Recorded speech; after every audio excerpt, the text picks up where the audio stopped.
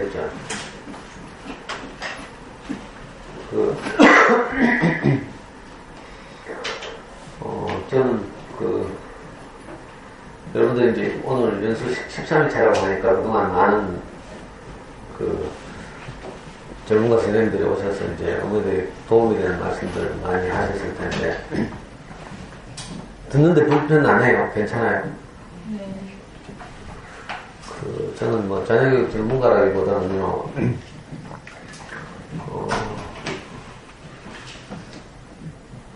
우리 아이가 이제 4살 때인가? 우리 와이프가 애 키우는 거 보니까요, 너무 좀 안 됐기도 하고 바쁘신 분이 또 한편으로는 서글프기도 하고 그래가지고 우리 4살 무렵에 제가 우리 와이프한테 내가 키울게 하면서 뺏었어요. 당신은 먹이고 입히고 재우고 이런 거 해라. 공부는 내가 시킬게. 그래가지고 이제 제가 직접 아이를 키웠어요.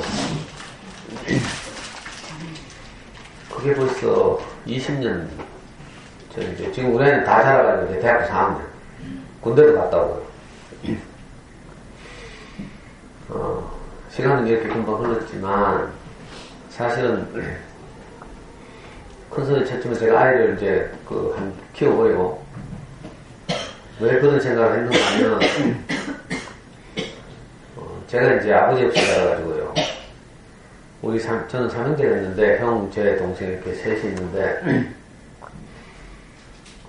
제가 초등학교 1학년 어느 봄날 아침에 형이 막 울면서 저를 깨워서 벌떡 일어나 보니까 아버지가 옆에서 돌아가셨어요. 어머니는 그날 공장에 갔죠. 밤일하러. 아버님 오랫동안 이제 폐병, 옛날 말로 폐병, 요즘 폐기력이죠. 지금은 뭐 약이 다 있지만 그때는 이제 폐기력이 약이 잘 없어가지고 계속 이렇게 약을 먹으면 뇌성이 생기고 더 이상 안 듣고 이래가지고 뭐 그 당시에 지금 대구의료원인데 그 당시에 이제 시립병원에 오랫동안 입원해 계시다가 이제 대책이 없어서 집으로 돌아와서 그냥 그렇게 계셨는데 자기 인생에 희망이 없다 보니까 돌아가시기 전날 밤도 다가시방에서 우리 삼형제를 공부를 시켰어요. 특히 이제 형, 그때 4학년이었는데 그래가 막 우리 삼형제가 일어나가지고 막 울면서 막 하니까 이제 주인 아주머니, 그때 할머니, 주인집 할머니께서 오셔가지고 우리 삼형제를 이제 그 주인집으로 옮기고 엄마 공장으로 연락하고 뭐 이래가지고 이제 아버지 장례가 진행됐거든요. 그날 이후로 저는 이제 늘 그 아버지 없이 자란 제 인생의 결핍 이런 게 있었어요. 엄마 혼자서 공장에 다니면서 삼형제를 키웠는데 엄마 혼자서 다 못 키우게 돼가지고 이제 초등학교 제가 4학년 때인가는 물론 뭐 여러 새방을 전전하다 보니까 학교도 많이 옮겨다니고 이러다가 4학년 때는 더 이상 엄마가 혼자서 우리 삼형제를 다 키울 수가 없어서 이제 저희들을 친척집에 하나씩 다 보냈어요. 그래가지고 저는 이제 큰 삼촌 집에서 나머지 초등학교 시절 보내고 그랬거든요. 그리고 그렇게 가난하고 이렇다 보니까 우리 삼형제가 아무도 진학을 못했어요. 초등학교 졸업하면 이제 돈 벌러 갔죠. 그래서 제가 진짜 공부를 하고 싶었는데 형편이 안 좋아가지고 이제 학교를 못 다닌 거죠. 저는 중고등학교를 못 다니고 공장에 다니면서 이제 어떻게 하다가 이제 검정고시를 통해서 나중에 뒤늦게 이제 대학을 갔거든요. 그래서 막상 아이를 이제 낳고 나서 보니까 제가 너무 제 인생에서 부족했던 것 이런 게 자꾸 생각이 나고 그래서 이놈한테는 내가 겪었던 그 아쉬움을 물려주지 말자 이런 생각이 든 거예요. 그래서 이제 와이프한테 큰 소리 막 쳤죠. 내가 잘 키워볼게 하면서. 좋은 아버지가 되고 싶었어요. 전 아버지 없이 자라가지고 늘 인생의 그 결정적인 골목마다 갈림길마다 누군가가 저를 이끌어주고 조언해주고 뭐 이럴 이제 대상이 없었던 거죠.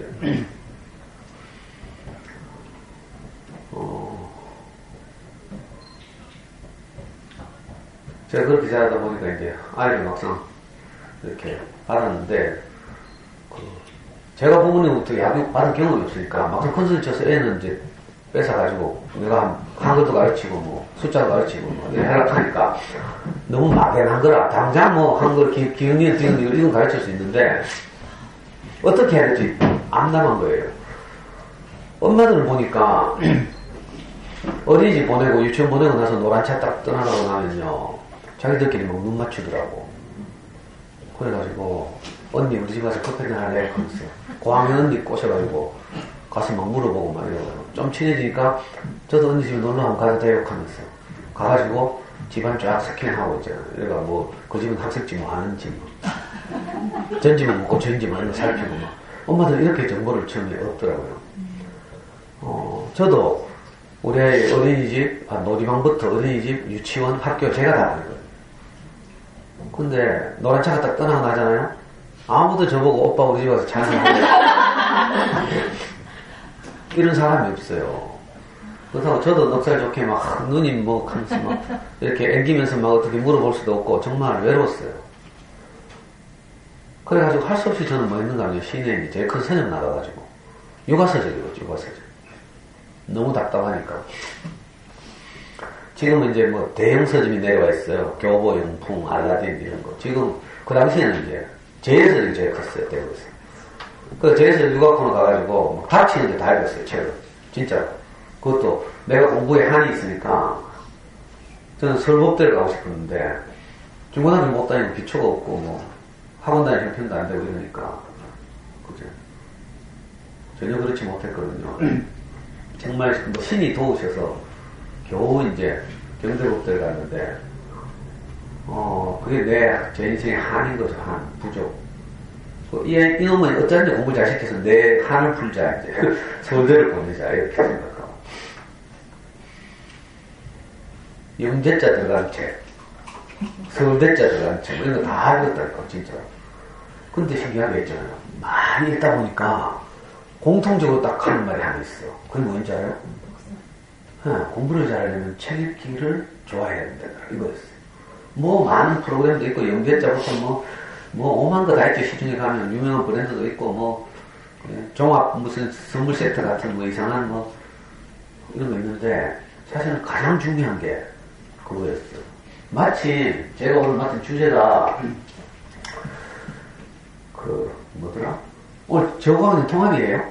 통합. 나 학교 홈페이지 들어보니까 통합이 아니라 정합이라고 하거든요. 통합이구나. 근데 인쇄가 안 됐어. 그래요? 하여튼 뭐 상관없습니다만 교육청에서 이제 정해진 주제가 지정 주제가 공부에 참맛을 나는 아이를 키우는 이런 주제예요. 원래는 이제 교육청의 주제를 다 정해줘요. 작년까지는 온 사람이 이제 자기가 자신 있는 이야기를 했는데 공부에 참맛을 나는 아이를 키우는 이건데 이게 너무 범위가 넓죠. 그래서 그 밑으로 작은 주제가 또 3개 딸려 있어요. 첫째로 뭔가 하면 스스로 공부하는 아이를 키우려고. 두 번째가 평생 공부에 미치는 마련하는 초등독서. 세 번째가 자녀교육에서 인터넷을 어떻게 활용할까. 이거죠. 근데 저는 아이를 키웠는데 자녀교육을 뭐 인터넷으로 활용하고 지랄이고 이건 너무 어렵고요. 잘못하면 인터넷 활용하려고 하다 맨날 게임하고 이러니까 그건 못하겠고요. 또 스스로 공부하는 아이를 키우는 게 제가 한 번도 못 해봤어요. 우리 애는요 한 번도 지 스스로 책상에 간 적이 없어요. 이것도 뭐 제 경험이었고요. 근데 평생 공부에 미치는 말을 처음 했어요. 이건 딱 되게 맞는 주제죠. 근데 어린이 책, 육아책을 많이 읽다 보니까 책이 중요하대. 근데 마침 우리 와이프가 퇴근하는 길에 서울역에 근처에 있는 어린이 서점 하나 가게 됐어요. 어린이 전문 서점. 요즘 어린이 전문 서점 하면 좀 전집 할인 매장 이걸 뭐 어린이 서점이라고 해요. 근데 우리가 만난 어린이 서점은 그런 전집 매장이 아니고요. 진짜 잘 만들어진 애들이 재밌어하는 그 단행본들을 전문적으로 모아서 판매하는 서점인데 그게 옛날에 인터넷 서점 생기기 전에는 전국에 한 80군데 있었어요. 대구에도 4군데 있었는데 지금 다 망하고 없어요. 저는 운이 좋게 이제 그 어린이 서점을 발견해가지고 우리 와이프한테 끌려서 어린이 서점 출입하기 시작했죠. 4살 때부터. 일주일에 한 번씩 꼭 가서 갈 때마다 약 7권에서 10권의 그림책을 사서 집에 와서 아이한테 읽어주고 이랬어요. 정말 바쁜 날은 뭐 2주에 한 번 갈 때도 있었지만 정말 최선을 다해서 일주일에 한 번씩 꼭 가서 그걸 언제까지 하면 우리 아이 중학교 2학년 때까지 10년을 했죠. 10년을 10년쯤 되니까 이제 어린이 선생님이 생겼어요. 예스24, 인터파크 뭐 어린이 선생님이 생기니까 동네 골목 선생님 다 망하게 됐죠. 그래서 제가 다니던 그 어린이 전문 선생님도 이제 굉장히 어렵게 돼가지고 선생님 주인이 저보고 10년 동안 저를 관찰하더니 저보고 그 서점에 오는 엄마들 대상으로 책 읽기 중요성에 대해서 강의를 좀 해달라는 거라. 그래서 제가 그동안 서점에 도움을 받은 게 커서 그 은혜를 받았으니까 이제 감사하게 당연히 그렇게 하겠다고 했죠. 근데 벌써 우리 중학교 2학년 때 강의를 시작했는데 딱 한 번 방학 때 하기로 했어요. 근데 엄마들이 너무 좋아하는 거야. 제일 처음에 제 강의 듣는 아줌마들 12명인데 서점 한쪽 구석에서 엄마들이 너무 좋아해서 매주 해달래요. 그래가지고 그러지 뭐 하면서 한 게 지금 12년째 하고 있어요. 매주 금요일날. 서점 망해가지고 이제 제가 하는 강의를 우리 연구소로 옮겨와가지고 지금도 매주 금요일마다 강의하고 있어요. 한 학기는 영어 학원 안 보내고 영어 잘하는 법. 소위 엄마표 영어 공부법. 제가 아이를 그렇게 키웠거든요. 우리 아이는 참고로 사교육 학원 과외는 한 번도 안 했어요. 부럽죠? 그래서 오늘 제가 그 기쁨을 말씀드려요. 농담 아니고요. 우리 아이는 뭐 좋은데 산 것도 아니고요. 제가 인생을 잘못 살아가지고 젊을 때 제가 30대 초반에 하우스 다니면서 노름을 해가지고요. 전 재산을 다 탕진했어요. 그리고 우리 와이프가 저하고 살아보니까 희망이 없어가지고 나중에는 애를 버리고 가더라고. 그 제 인생에 가장 절망적인 사건이 생겼죠. 짧은 시간에 이걸 다 맞을 수 없어서 생각하는데 그게 계기가 돼서 제가 어쩌든지 이제 내 멋대로 안 살고 뭐 우여곡절 끝에 이제 제 인생 스승을 만나서 그 제가 지금 다니는 교회 목사님인데 이 목사님이 이제 우리 와이프를 설득했어요. 상도가 아버지가 없어서 그렇게 살았을 것이다. 내가 상도의 아버지가 될 테니까 네가 한 번만 더 기회를 줘봐. 이렇게 왔어요. 우리 와이프고. 그랬더니 우리 와이프가 그 인간은요 하나님이 와서 보증해도 안 됩니다. 익하고 그 목사님 성당 방을 문을 닫고 시골로 갔다니까. 우리 와이프는 지금 요 가까운 고등학교 교사예요. 이름만 대면 아는 대곡지구에. 근데 신기하게도 우리 와이프가 저하고 그것도 4살짜리 아이를 버리고 가기 전에 그냥 갔겠어요? 생각 많이 해보고 주변에 다 상담해보고 했겠죠. 근데 상담해본 곳마다 다 그래 니 빨리 니 인생 살아라. 저 인간하고 같이 살면 큰일 난다 하면서. 심지어는 우리 형수까지도 네가 애가 불쌍해서 못 도망가면 내가 대신 키워줄겠니 도망가. 우리 형수 미워 죽겠어요. 아이고. 그래가지고 막 너무 절망적이라서 이제 저하고 애를 버리고 간 거죠. 지금 제 멀쩡하게 생겼죠? 어떻게 저는, 그죠? 근데 여자는 희망이 없으면 아무것도 안 빈대. 애도 안 빈대. 근데 이제 우리 엄마가 이제 저를 보니까 너무 불쌍해가지고 어릴 때도 학교도 못 보냈죠. 따뜻한 밥 한 번 못 해주고 저는 늘 이렇게 친척질 전전하고 뭐 공장에 다니고 직업훈련소 다니고 그랬는데 마누라하고 결혼해가 이제 우리 둘째들 좀 사는가 싶었더니 그만 이렇게 버림받았으니까 우리 엄마가 저를 볼 때 얼마나 불쌍했겠어요. 그래가지고 할 수 없이 막 자기가 다니는 교회 목사한테 가서 막 매달렸죠. 엄마 제 인생을 이제 이야기하고 막 울면서 제발 우리 둘째를 좀 살려달라고.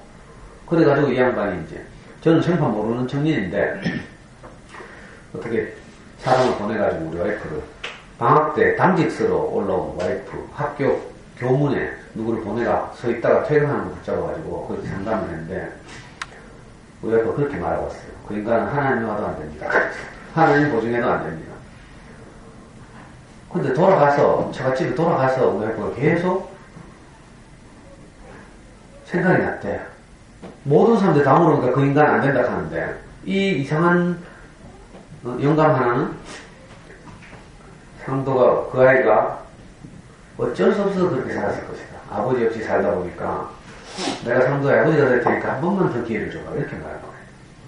우리 와이프 머릿속에서 계속 그 말이 생각나더래. 그래가지고 일주일 만에 마음을 돌이켰어요. 그래가지고 이 목사님한테 전가해 왔어.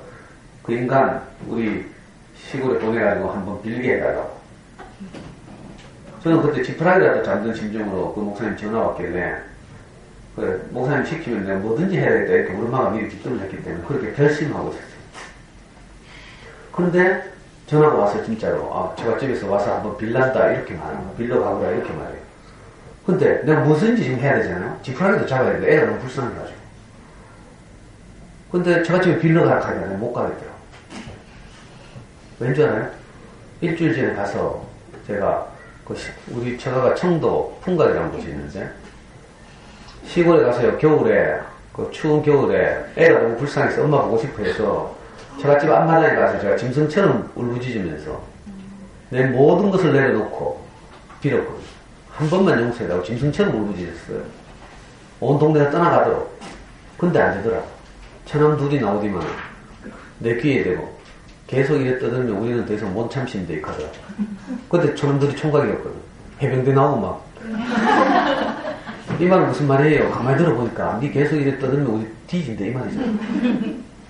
그리고 장모님이 진짜 그때 애가 2달 만에 엄마를 처음 만났는데 엄마 품에 안기자마자 우리가 잠들었어요. 그렇게 보고 싶어하는 엄마인데 잠드니까 장모님이 바로 제가 타고 가던 차 뒷자리에 애를 던져 엿보더라고. 그리고 김씨집안하고 우리는 끝났다 하더라고. 아이고 그래가지고 애 안고 8주름 넘어오면서 내가 얼마나 우는지 몰라요. 내 인생 끝났구나. 34년 동안 4달 남아서 살았는데 중고등학교 못 다니고 아버지 없이 자라서 독학 금융고시하고 공장에 다니면서 이래가지고 제가 명색이 경대법대 들어갔잖아요. 신문 날리고 사실은 옛날 같으면. 근데 또 대학 들어가서는 제가 막 데모한다고 막 운동권 리더 했어요. 그래서 국가공부 위반으로 맨날 전문 다니고 막 기구하게 살았죠. 근데 그 결과가 마누라 하나도 행복하게 하지 못해가지고 제가 버림받은 거예요. 너무 비참하더라고요. 애도 불쌍하고. 내가 아버지 없이 살았는데 이놈도 엄마 없이 살아야 되는 거야 싶으니까 어디 애 끌어안고 어디 가서 뛰어들고 싶더라고. 근데 그런 용기는 안 나고요. 용기 안 나니까 어떤 생각이 드는가 하면 계산이 되죠. 임마 이거 고원에 보내고 나라도 살아볼까. 부모도 별거 없어요. 살만할 때 애 사랑하지. 정말 절망기기 때문에 애도 잘 안 보여요. 우리 와이프가 그랬던 것처럼. 제가 그랬던 것처럼. 그래가지고 이제 우여곡절 끝에 제가 집에 다시 가서 빌게 됐어요. 제가 못 가겠다고 하니까 이 이상한 목사님이 어떤 아줌마를 한 명 보내주더라고. 우리의 놀이방 교사래. 우리 와이프 교문 앞에 기다리던 그 아줌마래. 그 아줌마를 따라서 제가 집에 갔잖아요. 빌러. 그랬더니 그 처할머니가 저하고 60살 차이 나요. 그때는 34살이었는데 94살 된 할머니가 이제는 계집까지 데리고 오나 했더라고. 그러니까 그게 알고 욕하면서 이제 우리 와이프가 설명을 하고 얘가 저 할머니 94살 된 할머니 앞에 제가 무릎을 꿇고 이번에는 이제 안방에 들어가서 빌었죠. 무릎을 꿇고 한지 꺼내오라고 하더라고. 한지 꺼내오니까 각서를 각서를 6가지 썼어요. 다시는 노름을 하지 않겠습니다. 다시는 바둑을 두지 않겠습니다. 다시는 욕을 하지 않겠습니다. 5개 쓰는데 내가 힘이 하나도 없어요. 왜? 이미 저는 그런 사람이니까 이게 하루쯤에 바뀌는 게 아니거든요. 하우스 다니면서 노름했죠. 중독이죠, 중독. 이거 손가락 잘라도 안 되는 거거든요. 그래서 쓰면서 자신이 없었지만 일단 마누라 돌아와야 되니까 애 때문에. 그래서 거짓말을 썼죠. 마지막 하나는 제가 좀 자신 있었어요. 마지막 하나는 뭐였는가 하면 그 목사님이 니는 공부를 해야 되는데 데모를 해서 인생이 이렇게 어렵게 됐다 하면서 저보고 고시공부를 하래. 그러니까 저는 노름해가지고 하우스 다니느라고 다 망하고 사채업자들이 우리 집 전세 계약서도 가져갔거든요. 완전히 길거리에 나앉아가지고 단칸 책방에 이제 푸시식 화장실 있는 단칸 책방에 월세 주고 살았는데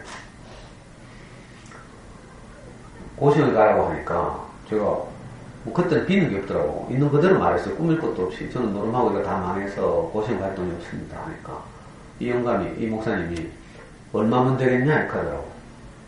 그 고시원 알아보니까 한 달에 24만원 고시원 사용료, 그 밥값 12만원, 책값 기타 등등 해가지고 한 달에 한 50만원쯤 들어요. 서울에 신림동에 고시원 가자니까. 그 한 달에 한 50만원쯤 듭니다 하니까 앞으로 매달 와이프를 보내가지고 타러 오느라 했거든요. 그 양반이 제가 매달 50만원씩 저한테 장학금을 줘가지고 제가 34살에 고시원에 공부를 했잖아요. 그 각서를 쓸 때 이제 이 약속을 했기 때문에 6번째는 내가 손가락에 힘이 좀 들었어요.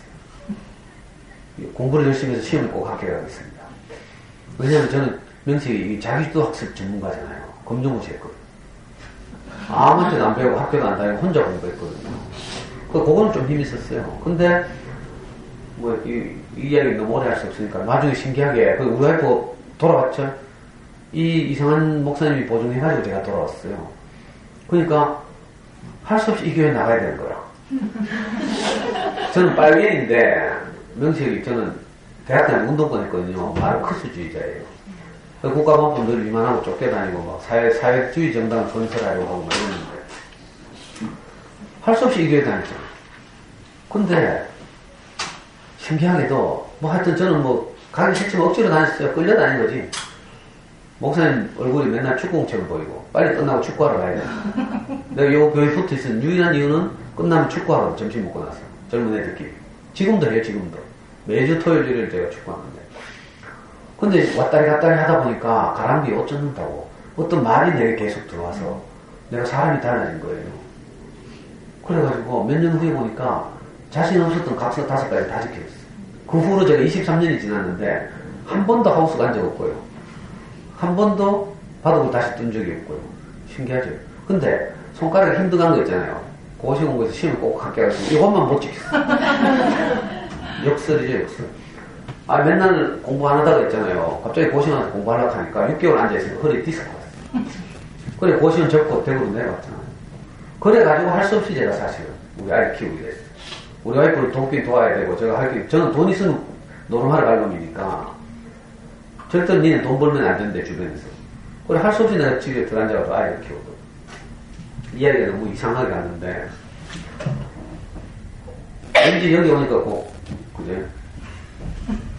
친구인가? 우리 집도 바로 여기에요. 여기, 상인마슨 파크들이. 가깝죠?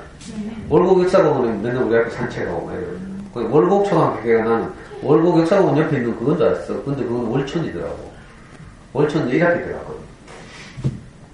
너무 친근감이 들어서 이상하게 옛날 이야기를 했는데. 그런 상황에서 제가 너무 막막하고, 우리 와이프 학교 동료 교사들하고 우리 와이프가 저한테 다 보증을 해가지고, 은행에서 다 차압 들었어요, 월급에. 노름비 때문에. 정말 우리 와이프 제 때문에 진짜 온갖 창피나 수모를 학교에서 당하고 이랬죠. 그래도 견디고 이제 이랬는데. 그래서 제가 이제 그때 34살 때 체리 들고 나서는 어쩌든지 그냥 내 원대로 내 하고 싶은 대로 살면 안 되겠구나 이런 생각이 들었어요. 내 원대로 살면 항상 사고 치니까. 그래서 이제 아이라도 우리 와이프 잘 키워서 우리 와이프의 수고를 덜어주자 이런 생각이 들어서 그렇게 키웠는데 아이고 아까 말씀드린 것처럼 제가 너무 이제 부모님부터 양육받은 경험이 있고 그래서 너무 막막했고요. 근데 가만히 생각해 보니까 책임이 중요하다 이 생각이 들었는데 또 어린 선생님도 만났죠. 지난날 내가 생각해보니까 저도 그랬어요. 제가 이제 초등학교 졸업하고 제가 취직한 곳이 어딘가 하면 인쇄소 사환 서문시장 근처에 가면 뒷골목에 인쇄소가 많이 있었어요. 그때 여러분들 모르시겠지만 지금은 없어진 부민극장이라고 있었는데 서문시장 뒷골목인데 거기 조그만 이제 인쇄소들 쫙 있었는데 인쇄소 사관으로 제가 처음 취직했어요. 근데 이제 공부는 너무 하고 싶고 이래가지고 제가 야학을 다녔어요. 효목동에 가면 지금 만천동에 가면 메트로팔레스라는 대단지 아파트가 있는데 거기가 원래 군부대였어요. 국군 의무사령부, 국군 군의학교, 국군 통합병원 이런 게 몰려있는 군부대였거든요. 그 군부대에 누군 장교 한 사람이 자기 쫄병들을 동원해가지고 효목동 동부정면 조금 밑에 가건물을 하나 지었어요. 교실 2칸짜리. 그래가지고 저처럼 불우한 청소년들을 모아가지고 공부를 가르쳤어요. 저녁에. 제가 거기 간 거죠. 거기서 공부를 배워서 이제 검정고시를 해야 되니까. 근데 하루는 거기 여학생들도 있거든요. 그래서 그때 15살 때 거기 같이 이제 고생하면서 검정고시 공부하는 여학생이 한 이쁜 애가 하나 있었어요. 그래서 나는 호기심에 수업 끝나고 걔를 졸졸졸 따라갔어요. 걔 집이 그때 범어동이었는데, 지금은 범어동 가면 엄청나게 땅값 먹고 있는데, 그때는 완전히 뭐, 슬럼가였거든요. 산이고 막 이랬어요. 그래, 그 여학생 집까지 줄 따라갔어요. 그리고는, 저 어떤 집에 들어가는 걸 보고, 발길을 돌려서 저도 집에 갔어요. 근데 그 다음날 경호실에서 나를 부르더라고. 여학생이 경호실에 신고한 거야. 자기 줄줄 따라다닌다고. 그래가지고 그때 지금도 생각나요. 서울대 수학교육과 다니다 온 짝대기 2개짜리 수학선생님이 그 수학생 캐고 이제 21살, 22살밖에 안 됐잖아요. 경호실 저를 불러가지고 막 혼내더라고. 자네가 지금 이렇게 고생하면서 야학을 하는데 열심히 공부해서 검정고시를 해야지. 여학생 꼬문에 따라서 되겠나 하면서 나 뭐 별로 생각한 거 아니었거든요. 그냥 나도 모르게 좀 이뻐서 그냥 따라가 본 건데 뭐 사귀자고 직접 그런 것도 아니고 막 이랬어요. 근데 뭐 굉장히 뭐 큰 문제인 것처럼 막 뭐락하더라고. 경호실에서 막 뭐락했는데요. 경호실 조그만 데인데 가건물이니까요. 뭐 아주 요만한 데인데 막 뭐락하는 수학선생님 뒤에 책장이 2개예요. 책장. 높이가 뭐 이 정도 높이 되는 왜 책장 있잖아요. 보통 일반적으로 이런 게 2개 딱 있어요. 거기 보니까 책들이 쫙 꽂혀있더라고. 전집이었죠. 그때 세계 명작 전집. 선생님한테 막 혼나다가 선생님 어깨 넘어오고 책들이 보여요. 근데 실컷 혼나고 한 귀로 듣고 한 귀로 흘리고 나서 다시는 안 그랬습니다 하고 나오면서 제가 뭐라 했는가 하면 근데 선생님 저 책 좀 빌려가도 돼요? 내가 이렇게 말했어요. 그때는 그래도 된대. 그래서 제가 그날부터 경호실에서 책을 한 권씩 빌려오기 시작했어요. 지금도 생각나는데 몬테크리스토 백작, 삼총사, 15소년 표류기 뭐 이런 거 있죠. 아스왕과 원탁의 기사 뭐 이런 거 있어요. 근데 한 권 한 권 있는데 얼마나 재밌는지 와 뭐 책도 좋은 것도 아닌데 시뻘건 전집이었어요. 근데 그걸 내가 몇 달 동안에 거기 꽂혀있던 모든 전집을 다 읽었어요. 돌이켜 내가 아이를 키우게 돼서 생각하니까 나도 그랬지 이 생각이 들더라고.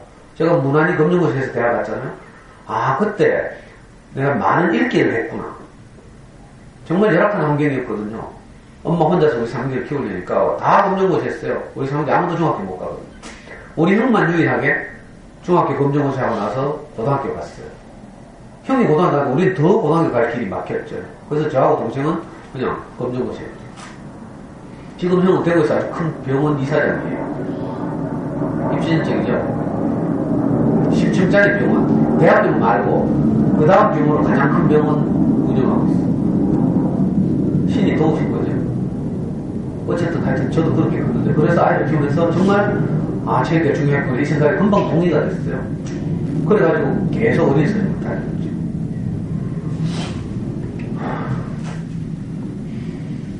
뭐 우리 애도 우리 와이프는 저나 다 지방대학 나오고 그래가지고 그냥 공부를 좀 잘한 축에 들지만 그렇다고 뭐 천재급은 아닌데 어릴 때 정말 좋은 책을 많이 읽었어요. 우리 형편이 안 되지만 최선을 다했어. 그 당시에는 도서관에 학교 도서실에 좋은 책이 없었어요. 그때 학교 도서실에 책을 어떤 걸 쳐놓으면 집집마다 한 권씩 가져오래. 그럼 집에서 다 제일 쓸데없는 책 보내죠, 학교로. 그걸 모아서 도서관을 비치고요. 남부도서관에 가도 그때는 여기 뭐 좋은 도서관도 없을 때예요. 남부도서관에 가도 그죠? 정말 쓰레기 같은 책들이 있어요. 근데 어린이집을 만나서 저는 다른 거 안 해도 애한테 항상 책을 사서 읽히고 그걸로 오랫동안 했거든요. 나중에 결론부터 말하면 우리가 공부를 너무 잘했어요. 안 믿어지죠? 학원도 안 다니고 과외도 없이 영어 뭐 이런 거 피아노도 안 하고 태권도도 안 했어요. 형편도 잘 안 됐고 내가 놀면서 완전히 망했기 때문에 형편이 된다 하더라도 거기 보내는 것보다 책을 읽는 것이 훨씬 더 나을 것이다. 이런 제 소신이 있었기 때문에 그래서 좋은 어린이책을 많이 읽고 이렇게 자랐는데 나중에 수능을 쳐가지고요 전국에서 약 200등에서 250등 했어요. 대구에서 10등 정도 했어요. 문과에서는. 우리 아이는 문과 갔거든. 지금 연세대 경영학과 4학년 다녀요. 100분위로 하면 상위 약 0.05%가 같아요. 서울대는 내신이 너무 나빠서 떨어졌어요. 수능으로는 서울대 다 갈 수 있는데 지금은 이제 서울대 수능으로 가요. 정시에서는. 수시에서는 학교 성적 내신으로 가고 근데 우리 애 때는 정시에서도 수능뿐만 아니라 내신과 논술을 다 봤거든요. 근데 우리 애가 내신 공부를 안 하고 까불다가 지금 연세대 경영학과 4학년 다니고 있어요. 그러니까 체력이 얼마나 중요한지 내가 말하고 싶었어요. 그래? 지금 아주 여기 학교 도서관 있잖아요. 실제로 어떤 조선일보 보면 맛있는 공부라는 칼럼이 있어요. 일주일에 한 번씩 나와. 맛있는 공부라는 섹션. 거기 제가 옛날에 본 적이 있는데 어떤 엄마가 애 셋이에요.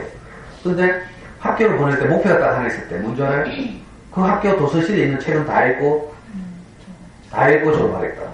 근데 4년인가 다녔는데 책을 다 읽었대, 그녀가. 그러니까 전학 갔잖아요.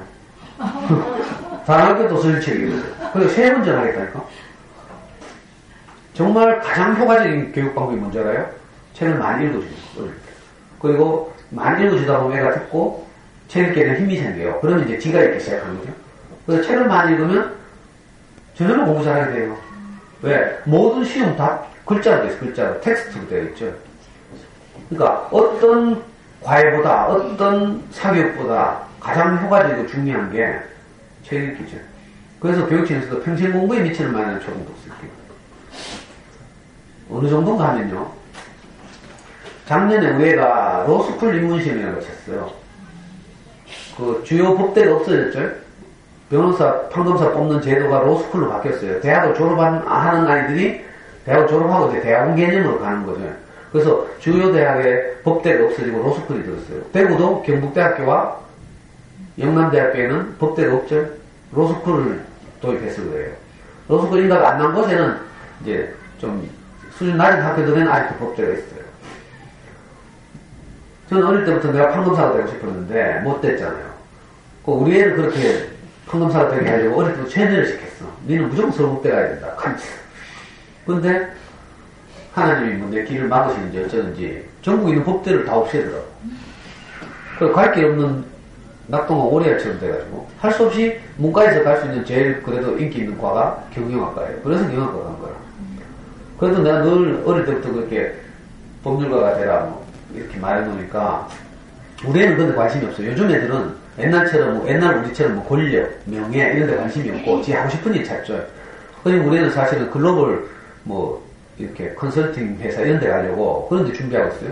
근데 아빠가 맨날 가니까 아빠한테 좀 미안한가 봐. 작년 여름에 제가 교회 가서 이제 우리 목사님 말씀 듣고 있는데 카톡이 왔어요. 애한테서. 아빠 시험이 왜 이렇게 쉽노? 이렇게 하더라고. 근데 무슨 시험 하니까 로스쿨 입문시험 이렇게 하는 거야. 근데 딱 듣자마자 드는 생각이 초딩들 보면요. 기말고사 치고 왔잖아. 왜 이렇게 쉽노? 100점 같아? 이렇게 하는 놈 보면 꼭 70점이야. 이건 어려운 시험인지 쉬운 시험인지 구분도 안 된다는 뜻이에요. 근데 진짜 공부하는 잘하는 애들 있잖아요. 그거 하나 그게 정답인지 아닌지 알까 해야 이렇게 하는 애들 있어요. 얘들은 공부 잘하는 애들이죠. 이런 애들은 95점 아니면 100점이라. 근데 우리 애가 시험에 왜 이렇게 심록하는 소리 듣는 순간 얘는 70점이구나. 근데 우리 애가 기분이 나빴는지 20일 후에 인증샷을 보냈어요. 그 수능도 관장하고 하는 국가시험 관장하는 기관이 있어요. 한국교육과정평가원. 거기서 이제 로스쿨 입문시험 성적을 발표했는데 우리 애가 수업 번호 집어넣으면 왜 화면에 성적 뜨거든요. 그걸 딱 그대로 캡처해가지고 저한테 보냈어요. 카톡으로.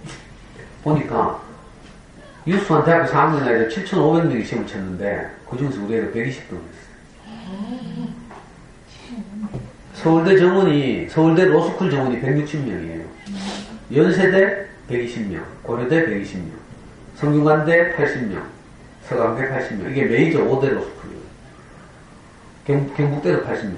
근데 뭐 이 지방 로스쿨은 뭐 서울에 있는 애들, 우리 애들은 뭐 지방 로스쿨 가는 거 마치 죽어가는 줄 알아요. 그러니까 7,500명이 120명 엄청 잘했죠. 그 로스쿨 입문시험에는 딱 두 과목을 쳐요. 한 과목은 언어 이해. 수능 국어 비슷한 거야. 언어 이해. 다른 하나는 논리 추론. 요거는 수능 국어 플러스 수학. 수학에도 논리적 사고 영역이 있거든요. 숫자 없는 논리적 사고 영역이 있어요. 요 두 과목인데 한 과목당 35문제밖에 안 나와요. 근데 난이도가 너무 어려우니까 35문제를 가지고 그러니까 합해서 70문제를 가지고 우리나라에서 가장 우수한 문과 최상위권 대학교 4학년 아이들을 변별해야 한다. 물론 로스쿨은 이걸로만 가는 건 아니에요. 공인영어 성적도 있어야 되고 또 학점도 있어야 되고 자기소개서, 면접 이런 게 있지만 그래도 객관적으로 가릴 수 있는 가장 중요한 지표가 로스쿨 입문시험이죠. 우리 애가 카톡이 왔어요. 아빠, 내가 어릴 때 아빠한테 끌려서 서점 다닌다고 죽는 줄 알았는데 그게 그렇게 위력적일 줄 몰랐다. 제가 왜 이야기하겠어요? 어린 시절 체육기가 평생 간다니까, 평생. 그러니까 제 시킨 대로 하는 거예요. 제가 무에 와서 거짓말 하겠어요? 거짓말 하기 하시겠죠? 아, 학습지 하거나 학원 다니면서 짱구 지시라니까? 무슨 말인지 알겠어요? 물고기 잡는 법보다 물고기 한 마리 잡아주는 게 더 좋아요? 아니죠. 뭐, 지금 한 문제 풀고 학습지하고 뭐 이런 거 문제 푸는 스킬 배우고 이런 건요, 물고기 한 마리 잡아주는 거라. 근데 책을 좋아하게 만들면요, 예? 물고기 잡는 법이 제일 터득되는 거지. 여기 보시면요, 인지영역이라고 있죠. 책을 읽으면 저절로 저게 자라요. 사고력, 창의력, 이해력, 독해력, 어휘력 뭐 이런 게 자라죠. 이게 마치 물고기 잡는 법 같은 거라. 뭘 만났을 때 금방 이해하죠. 그죠? 많이 읽은 아이들은 훨씬 더 빨리 이해해요. 얼마나 중요한지 몰라. 왜냐면 모든 시험, 공부 이런 거 다 하고 그렇게 돼요. 듣기 평가 빼놓고. 외국어, 영어나 국어에 듣기 평가 빼놓고 다 읽기죠, 읽기. 그러니까 많이 읽어야 돼요. 당연히 많이 읽어야 돼요. 뭐, 물론 많이 안 읽어도 공부 잘하는 놈 있대. 들어보면 뭐, 유전자가 좋은 거지, 뭐. 근데 그 유전자 좋은 거 왜라고? 애 뭐, 도로, 뭐, 뱃속에 집어넣었다 유전자 바꿔서 나올 수도 없고. 그죠? 후천적으로 어떤 환경을 만드는가, 어떤, 그죠? 길을 가는가가 아주 중요해요. 머리 좋아도 공부 안 하면요, 엉망돼요. 그러니까, 초등학교 시절에, 특히 유아 초등학교 시절에 가장 중요한 게 뭔가 하면 책을 좋아하는 거예요. 재밌고 유익한 책들을 많이 읽게 만드는 거죠. 그러면 이게 저절로 잘 스키마라고 부르는데 이건 선지식 또는 백인지식이 불러요. 초등학교 들어가지고 선생님 수업을 듣는데 똑같은 수업을 듣는데도 어떤 놈은 더 많이 받아들이고 어떤 놈은 잘 못 받아들이고 이래요. 그걸 옛날에는 지능 때문이라고 생각했어요. IQ 때문에. 이건 옛날 40년, 50년 전 이론이죠. 학자들이 연구해보니까 그게 아니더라. IQ는 높은데 탱탱탱 놀고 이런 애들은 똑같아.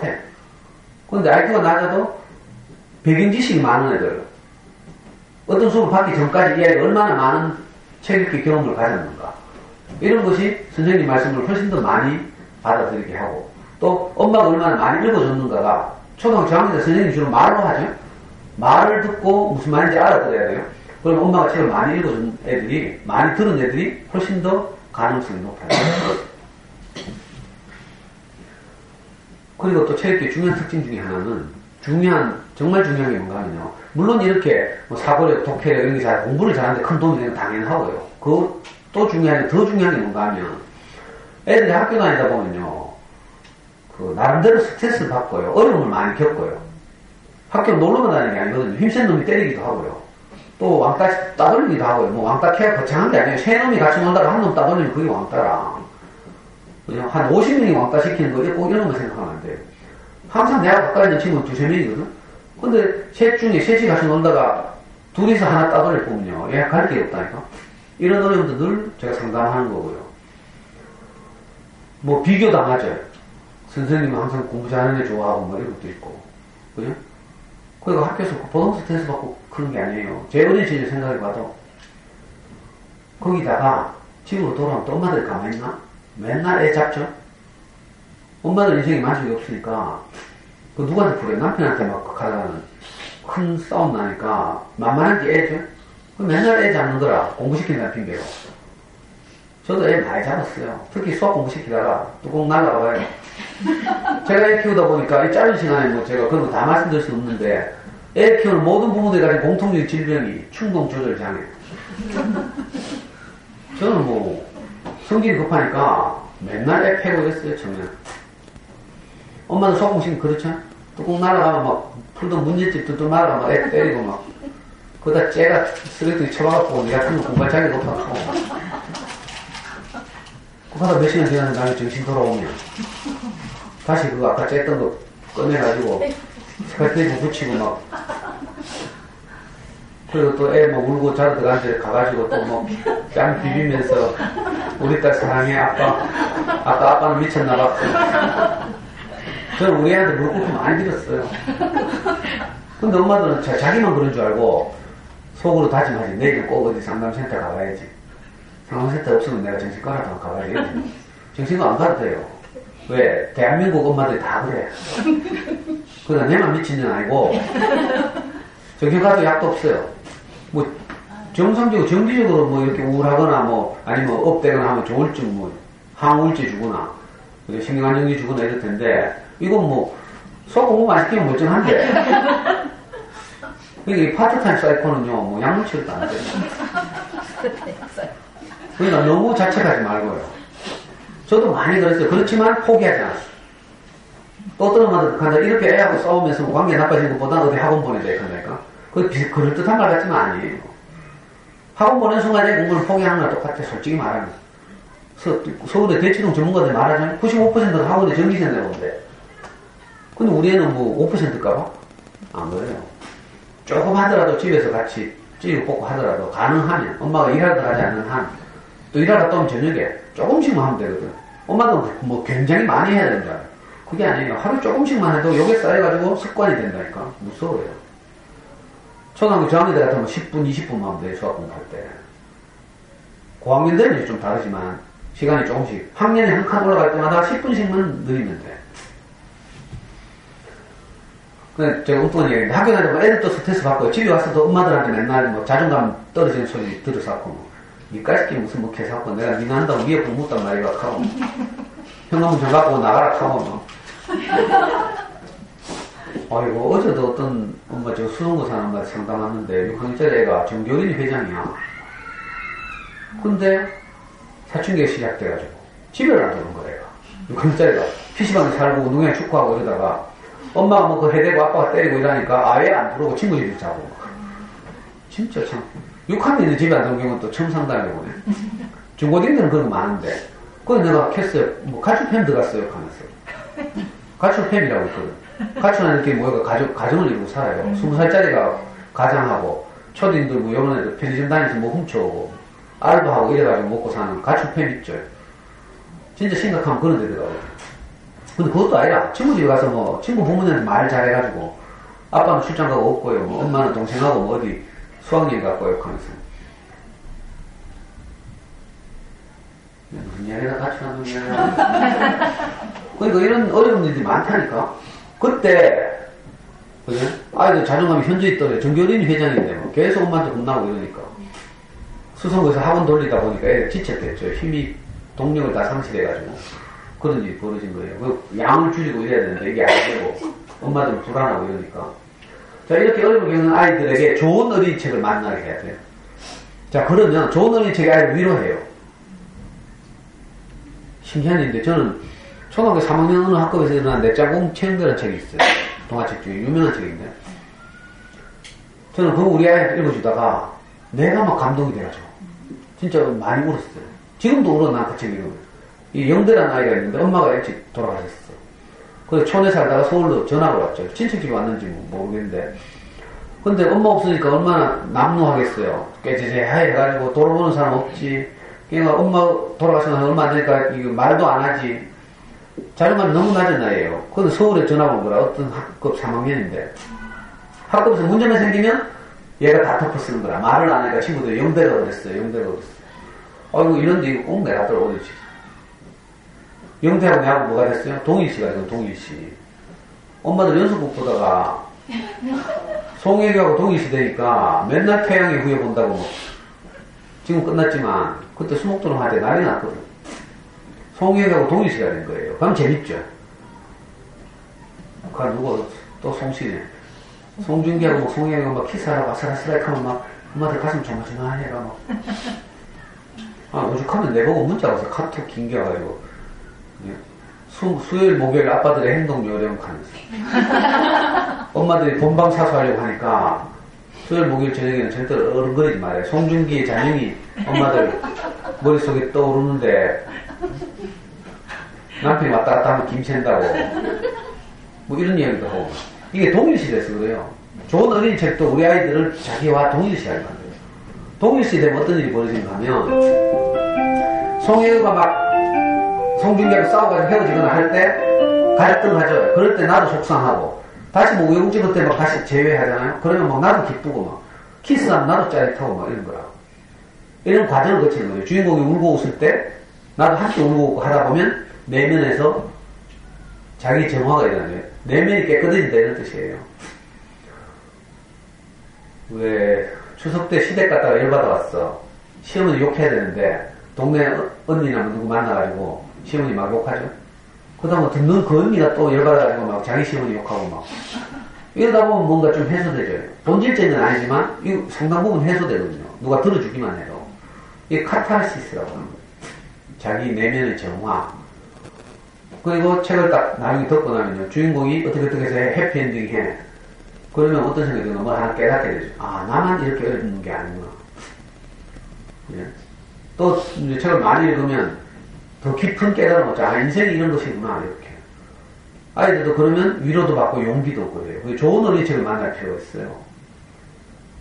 우리가 물론 그 마음을 늘 아이들한테 이상적으로 표현하면 참 좋지만, 이게 잘 안 되니까, 책의 힘을 빌려서, 책을 읽어줄 때는 우리가 절대로 애 자존감 낮아지는 말을 못하거든. 책의 그 대사가 그런 게 아니야.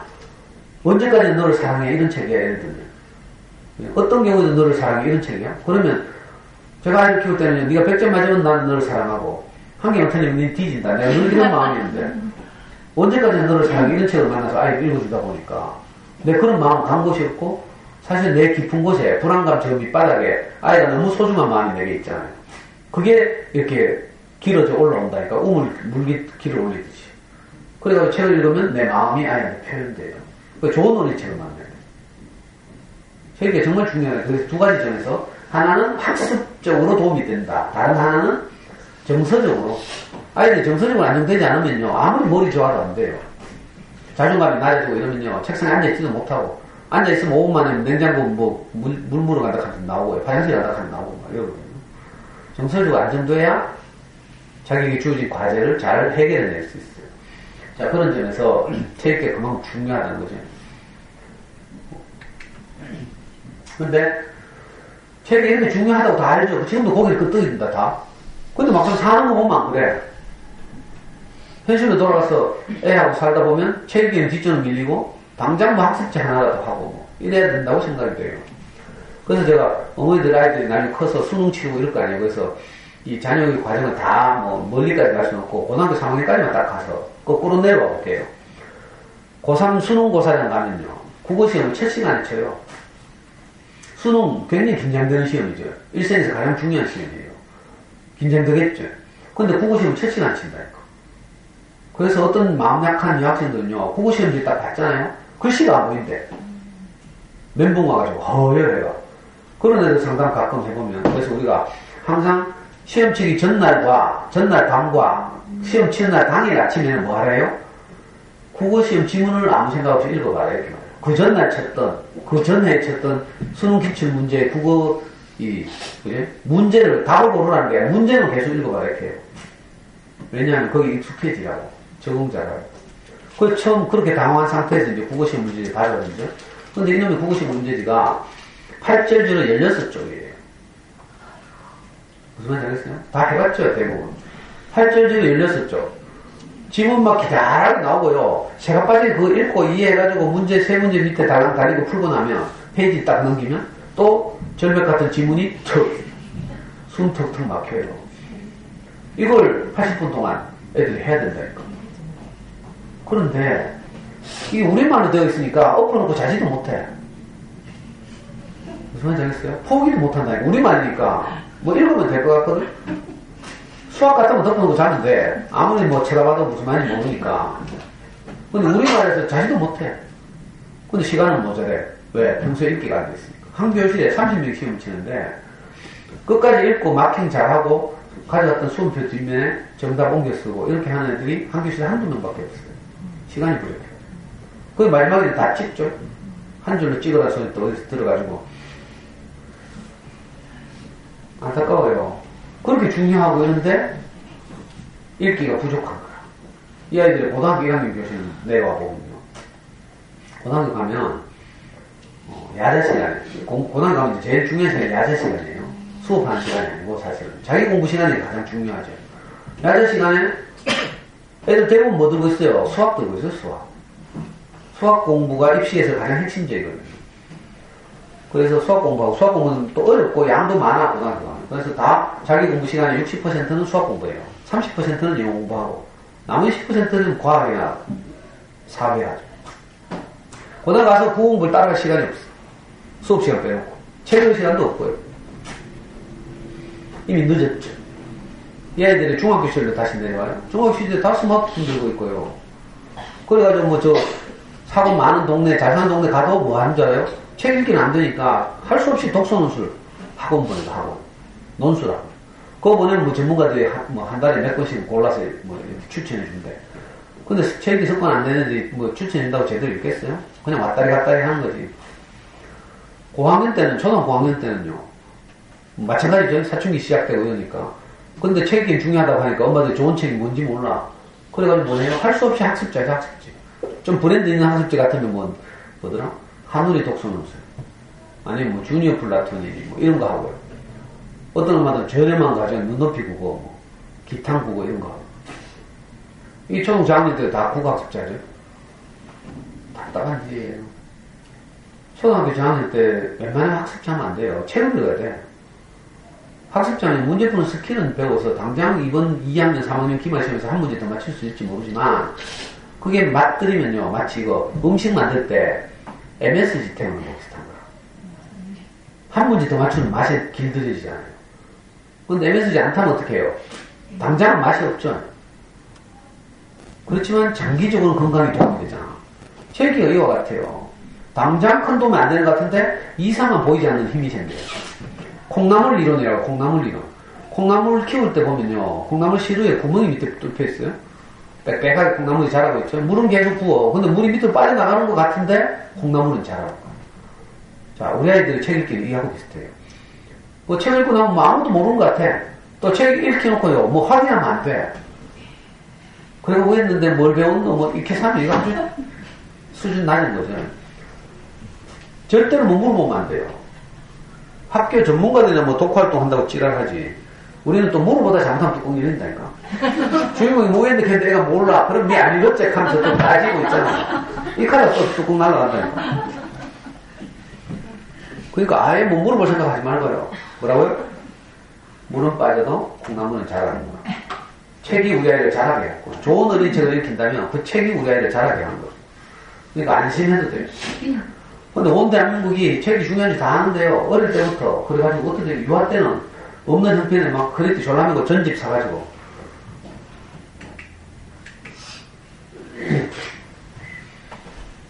좀 형편 되는 집 가면 다 집집마다 거실이에요. 웅진, 교원, 몬테소리, 프레벨, 뭐 전집은 한 방에 뭐 세트바리를 사가지고 막 집에 인테리어 해놓고 있어요. 이걸 읽겠어요. 질리는데. 정말 어릴 때 진짜 가난한 애들이, 어릴 때는 그래도 그 중에서 창작 정도는 좀 읽는 애들도 있어요. 근데 초등학교 가면 안 읽어. 사놓고 쳐다보고 애들 얼굴 쳐다보고 이렇게 하다가 열받죠 또. 완전 생각나고. 또 요즘 또 전집들이 친절하게 막 책 뒤에다가 또 문제 두세 페이지 붙여준다. 그게 책이에요. 학습지지. 그런 거 붙어 있는 건 책이 아니라고 생각하시면 돼요. 애들 피곤하게 만드는 학습지다, 학습지. 영어 학원도 요즘 이래 하니까 영어 동화책 읽고 나면 뭐 퀴즈 캐가지고 몇 문제 뒤에 붙여놓고 유치차근하게. 그건 신뢰가 없어서 그래요. 좋은 어린이책이 우리 아이들을 자라게 할 것이다. 여기에 대한 신뢰가 없어가지고 불안하니까 뭐 물어보고 치사하게 뭐 확인하고 뭐. 여기서 전집 뭐 어떤 학교 가면요 처리되지 못한 전집 뭐 많이 꽂혀있어요. 여기도 많이 꽂혀있네요. 여기 저까지 색깔 똑같고 이렇죠. 그러면 좋은 단권인데 여러 권을 구입해놨거나 아니면 전집이거나 이거죠. 여기 보니까 좋은 책도 많네. 그죠?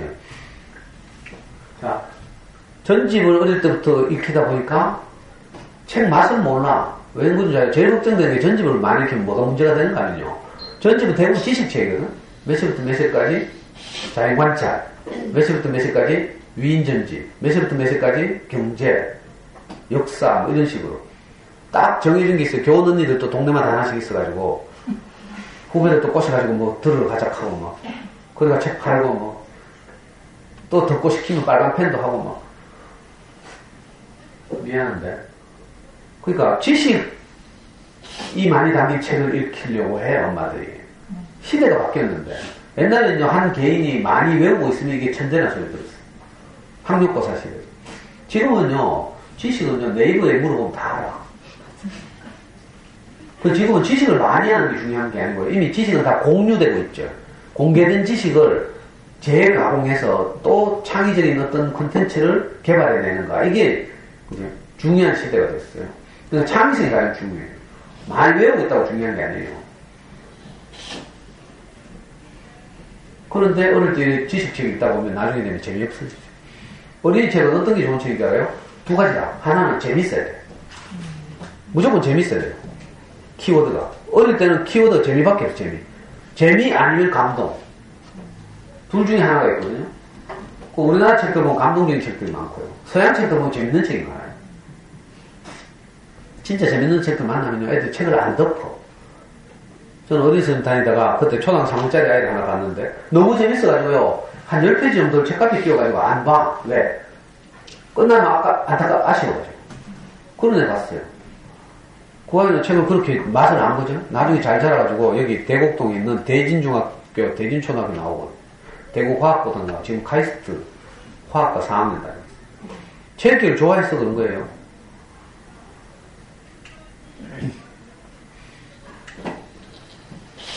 그러니까 학원 많은 환경이 훨씬 더 안 좋은 환경이야 사실. 저는 학원 안 다니니까 담대하게 이렇게 말할 수 있어요. 자신감 있게. 뭐 학원 많은 데 있죠. 동네 가면 저 범어동 같은 데 가면. 그런데 가면 불안해가지고 안 보낼 수가 없어. 다 옆집 형들 다 보내니까. 차라리 저 시골 가서 키우는 게 좋아. 저 가창초등학교 이런 데 가면. 여기도 행복학교죠. 가창초등학교도 행복학교거든. 학생 수가 자꾸 줄어드는 곳, 이게 좋은 학교예요. 그러니까 정부에서 걱정이 돼가지고 예산을 막 때려 퍼부어가지고 행복학교 지정했잖아. 난 우리 동네에 행복학교 있을 줄 몰랐다니까.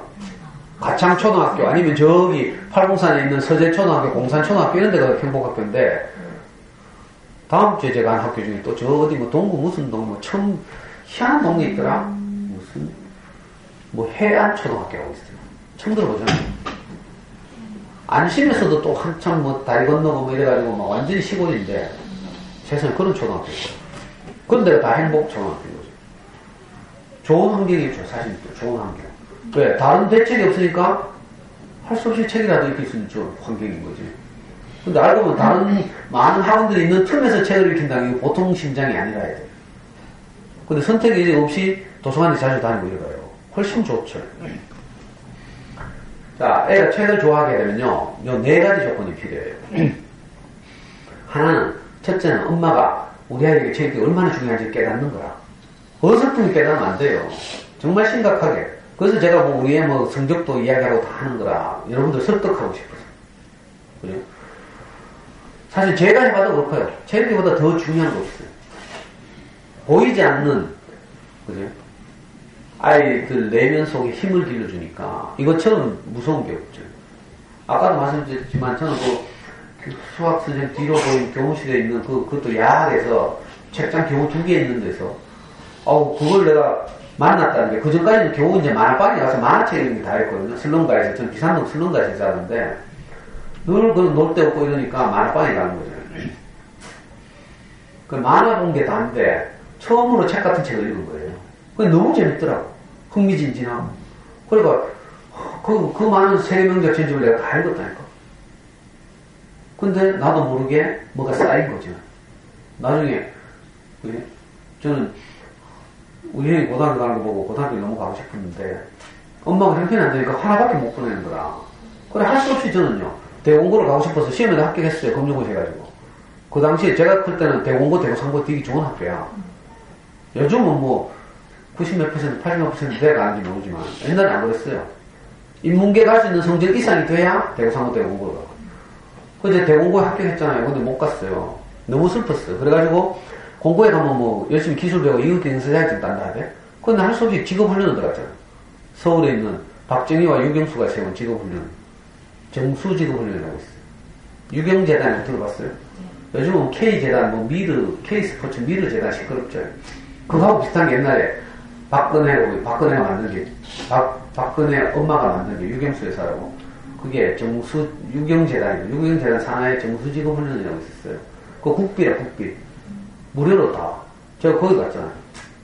그래가지고 기술 배워가지고, 목공에 기술 배워가지고, 가공장에 취직해가지고, 목공에 이국 경사 자격 따가지고, 그렇게 돈 벌고 살았다니까. 근데, 그 가다가 어떻게 공부하고 싶어가지고 또 고등학교 검정고시 공부를 하는데, 어릴 때 그 읽었던 책의 힘이 저는 아주 뭐 순탄하게 별로 열심히 안 했는데도 어떻게 합격하고 말이죠. 그 책이 그만큼 중요하다는 거죠. 어떤 사교육보다 중요하다. 저는 이렇게 생각이 돼요. 지금도 우리 아이도 하지만 저도 지금 생각해도 내가 정말 아빠 노릇 했다 싶어요. 아이하고 늘 일주일마다 한 번씩 어린이집에 가는 거. 만약에 지금 같으면 도서관에 갔겠지. 정말 잘했다 싶어요. 제 말을 명심하시기 바랍니다. 또 하나는 애가 책을 읽을 여유가 있어야 돼요. 많은 엄마들이 책이 중요하다고 생각하고 뭐 전집 사재놓고 있지만 애들한테 책을 시간을 안 줘요. 잘 사는 동네 갈수록 뭐 학원 많은 동네 갈수록 뺑뺑뺑뺑 돌린다니까. 그리고 뭐 영화관 갔다 수학원 가는 길에 1시간 남았어. 그때 책 읽으라 하대. 책은요 이거 게임하고 달라가지고 시작하자마자 바로 재밌는 게 아니에요. 게임은 바로 시작하자마자 재밌거든. 책은 서서히 몰입해 들어가요. 워밍업이 시간이 많이 걸려요. 겨울에 자동차 왜 예열 하듯이 그 예열 시간이 필요하고 해서 시간이 근데 학원 하나 마치고 나가지고 좀 쉬어야 되는데 1시간 후에 또 어딜 가야 돼. 그러니까 어떻게 해요? 책 읽으러 가면 그냥 흉내만 내요. 흉내. 건성으로 이렇게. 이건 절대로 책이 안 되고요. 시간을 넉넉히 두고 저녁에 밥상 물리고 난 다음에 엄마하고 가족들이 다 모여서 그렇게 엄마도 뭐 좀 읽고 이렇게 분위기를 그렇게 만들어서 넉넉하게 읽어야 되죠. 이것처럼 좋은 일이 없다니까. 우리는 어릴 때 항상 학교 갔다 오면 고학년들 학교 갔다 오면 4시, 3시 반, 4시죠. 엄마 퇴근해가지고 저녁 줄 때까지 7시까지 항상 책과 함께 살았어요. 그 시간이 얼마나 소중한지 몰라요. 그 7시가 되면 이제 수학 공부 시키고 이랬거든요. 아무데도 안 보내니까 사교육을 안 하니까 시간이 철철 남았더라. 그 영어도 그렇게 했잖아요. 영어도 엄마표 영어. 뭐 나중에 내년에 또 불러주시면 내가 엄마표 영어에 대해서 한번 도서관에 잘 검색해 보시면요 잠순이 아이들의 소문난 영어 문법이라는 책이 있어요. 베스트셀러예요. 인터넷 자녀교육 포털 사이트 잠순이라고 들어봤어요? 네. 제가 그 잠순이 원조 멤버예요. 우리 아이 초3 때 그 사이트가 생겨서 초3 때 생기자마자 들어가서 지금까지 제가 거기서 있어요. 지금은 물론 애 다 커가지고 글도 안 쓰지만 우리 아이 고등학교 때까지는 제가 잠순에서 가장 유명한 회원이에요. 이른바 잠순의 전설. 뭐 잠순을 알아야 전설인지 찌랄인지 알겠죠. 거기서 제시하는 대로 그대로 엄마표 영어를 했어요. 저는 아빠표 영어. 저는 어릴 때 비디오 많이 보여주고 영어 동화책 내가 못 읽어주니까 CD로 읽어주고 내 시킨 대로 하면요 저절로 영어 원어민처럼 해요. 해외 학원도 안 나가고 학원 비싼 학원비 요즘 학원 영어 학원비 얼마나 비싸다고. 비용은 영어 학원이 제일 많이 들죠. 뚜껑은 수학이 제일 많이 열리고 내년에 부르면 영어 공부법, 후내년에 부르면 수학 공부법. 제가 다른 학교에서는 어떤 학교에서는 수학 공부 이야기하고 어떤 학교는 영어 이야기하고 우리 연구소에서는 한 학기 동안 주제를 정해요. 어린이 선생님에서 제가 12년 동안 강의했다 했죠. 한 학기는 책 읽기 매주 금요일마다 10시 반. 한 학기는 수학 공부. 사실 책 읽기도 그래서 여기 학교 오면 한 번밖에 못하잖아요. 2시간 기껏해야. 그냥 조금 말씀드리고 마는 거죠. 매주 금요일마다 지금 우리 연구소에서는 우리 연구소 어딘지 알아요? 저기 유청교 내거리인데 가면 새로 생긴 아파트도 있어요. 현대 아이파크 뭐 이런 데 있죠. 거기 있어요. 여기서 가깝죠. 이번 학기는 내가 엄마들한테 매주 한 권씩 그 좋은 그림책을 읽어줘요. 읽어주고 이 그림책에서 내가 뭘 건져 올려서 아이들과 나눌 것인가. 어떤 학기는 엄마표 공부법만 아예 한 학기 하고 그리고 좋은 어린이책이 있어야 돼요. 애들이 책을 좋아하려면 엄마들이 책이 중요한 줄 알아야 되고 그 다음에 시간이 있어야 되고 세 번째로 좋은 책이 있어야지. 근데 좋은 책은 요즘 너무 이제 환경이 좋아요. 학교 도서관도 많이 좋아졌고요. 좀 이따가 좋은 책 고르는 법을 말씀드릴 텐데 학교 도서관 일단 적극적으로 활용하고요. 도서관 가고요. 우리 아파트에 보면 달서 어린이 도서관 있어요. 거기도 가고 이러면 뭐 요즘 진짜 책은 뭐 얼마든지 그래 큰 부담 없이 아이들에게 접촉하게 할 수 있죠. 그리고 저학년이라면 책을 읽어주는 것이 중요하다. 많이 엄마가 읽어주는 목소리를 많이 들은 아이들이 훨씬 더 남의 이야기를 잘 들어요. 선생님이 수업을 하잖아요. 말로. 근데 그걸 많이 잘 받아요. 엄마들은 근데 막 힘들고 하니까 살림도 해야 되고 이러니까 미가리가락 하죠. 근데 한글 겨우 깨우친 놈 보고 책 읽으라 하면 우리 엄마는 영어 겨우 알파벳 겨우 깨우쳤는데 영어 책 읽으라 하면 어떻겠어요, 기분이? 책 읽기는요, 한글 안다고 되는 게 아니에요. 띄어 읽기도 해야 되죠. 그 행간의 숨은 뜻도 알아야 되죠. 저자의 의도도 알아야 되죠. 지금 이 이야기의 분위기도 고려해야 되죠. 그 복잡한 거라니까. 그래서 애들 보면 무조건 읽으라고 하면 안 되고요. 가능하면 엄마가 읽어주고. 언제까지 읽어줘요? 이렇게 묻던데, 엄마가 읽어주는 게 애가 듣기에 답답해지면 지가 뺏어가요. 지가 눈으로 읽는 게 더 빠를 때 오거든. 그때 되면 엄마한테 뺏어간다니까 답답해가지고. 그러면 이제 엄마는 해방되는 거죠. 그래도 사실은 가끔씩은 무릎에 눕혀놓고 읽어주는 게 좋죠. 저는 우리 초등학교 5학년 때 제가 읽어줬어요. 아빠의 죽음에 대한 이야기 이런 거. 왜냐면 제가 언젠가는 아이보다 먼저 떠날 텐데 우리 사랑하는 소중한 아이하고 헤어지는 게 너무 슬프잖아요. 그래서 그런 거, 아빠의 죽음에 관한 이야기 이런 것도 읽어주고. 저한테 같으면 항상 책을 읽어주는 것이 좋다. 이 우리 연구소 한쪽 구석인데 이 비설초등학교 3학년짜리 애가요, 평생 처음으로 지 스스로 책을 꺼내서 읽었대. 그래서 이 엄마가 감동해가지고 찍어놨어요. 뭐시마 요 살았다니까? 요 무슨 아파트더라? 여기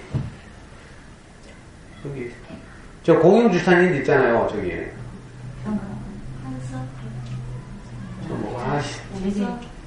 하여튼 그 근처 아파트 살았어요. 공영주차장 2개 붙어 있는 거 있죠. 저기에 저기 그 쌀이골에 돼지국밥집 옥수수 자주 가는데 쌀이골인데 보면 공영주차장 있어요. 그 아파트 살다가 지금 비슬초등학교 그 재개발 테크노폴리스 그 아파트 분양받아 놓으면 뜬다 카더라 하면서 그래가지고 그 억지로 이사 갔잖아 지금. 그 비슬초등학교 3학년 이사 갔어요. 여기 월천초등학교 2학년 다니다가. 아니다, 월천에 대서를 다녔어. 대서초등학교. 우리 아파트 위에 대서초등학교 있지, 아선순환도 올라가는데. 그 요 근처 사는구나, 그러니까. 하여튼 그렇다 치고. 자, 문제는 이제 엄마들이 왜 자꾸 전집에 의존하거나 하는 거 하면 어떤 책이 좋은 책인지 몰라가지고 그래요. 이거 프랭카드 걸어놓고, 보지도 않죠? 크게 키울 수 없어요. 네, 없어요. 이거 사진 찍은 것도 없고요. 그 네이버 검색하면 다 나와요. 이거 별로 중요한 게 아니에요. 이거 찍은 대목이 아닌데 찍는다 또. 왜 이거 보여주는 줄 알아요? 좋은 어린이 책은 많이 팔린다 이걸 말해요. 많이 팔리는 책 중에서 만화책은요, 교보문고 집게도 안 가요. 애들 다 들고 있는 만화책 Y 이런 거 있어요. 많이 읽긴 하지만 그건 책이 아니에요. 좀 못되게 말하자면. 할 수 없어서 만화책 이런 거지만, 어린이 책의 25%가 만화책이니까. 서점 가봐요. 전부 만화책이 제일 눈에 많이 띄는 곳이 있어요, 학습 만화가. 왜 그런 줄 알아요? 거기 마진이 커. 만화책은 조잡하고 제작비가 얼마 안 들어서 서점 마진이 크다니까? 원가 50% 들어줘? 그런 식으로 돈 50% 남잖아요. 정가에 팔면. 좋은 책은요, 마진이 적어. 그래서 숨가는 온다니까. 동네 서점 가면 안 돼요. 가서 동네 서점에서 좋은 책 찾기 어렵고, 대형 서점 가도 거의 비슷하고. 뭐가 뭔지를 알아야지, 모래에서 바늘 찾기지. 그러니까, 자, 교보문고가 전산화된 게 언제나 하면 2006년 10년이 됐어요. 10년 동안 교보문고에서 어린이 책 중에 가장 많이 팔린 책들이 베스트 20, 20권 안에 들었어요. 여기 보면 다 좋은 책들이에요. 자, 나중에 이제 이거 안 보여도 괜찮은데, 이건 인터파크예요. 인터파크는 교보문고보다 조금 더 빨리 전산화됐어요. 2003년부터 베스트 10. 여기 나온 책들 보시면 공통점이 있다고요. 그래서 좋은 책 어떻게 찾는가를 보여드리려고 일단 대중적으로 대형 서점에서 어떤 책이 가장 많이 팔린가를 보여드렸어요.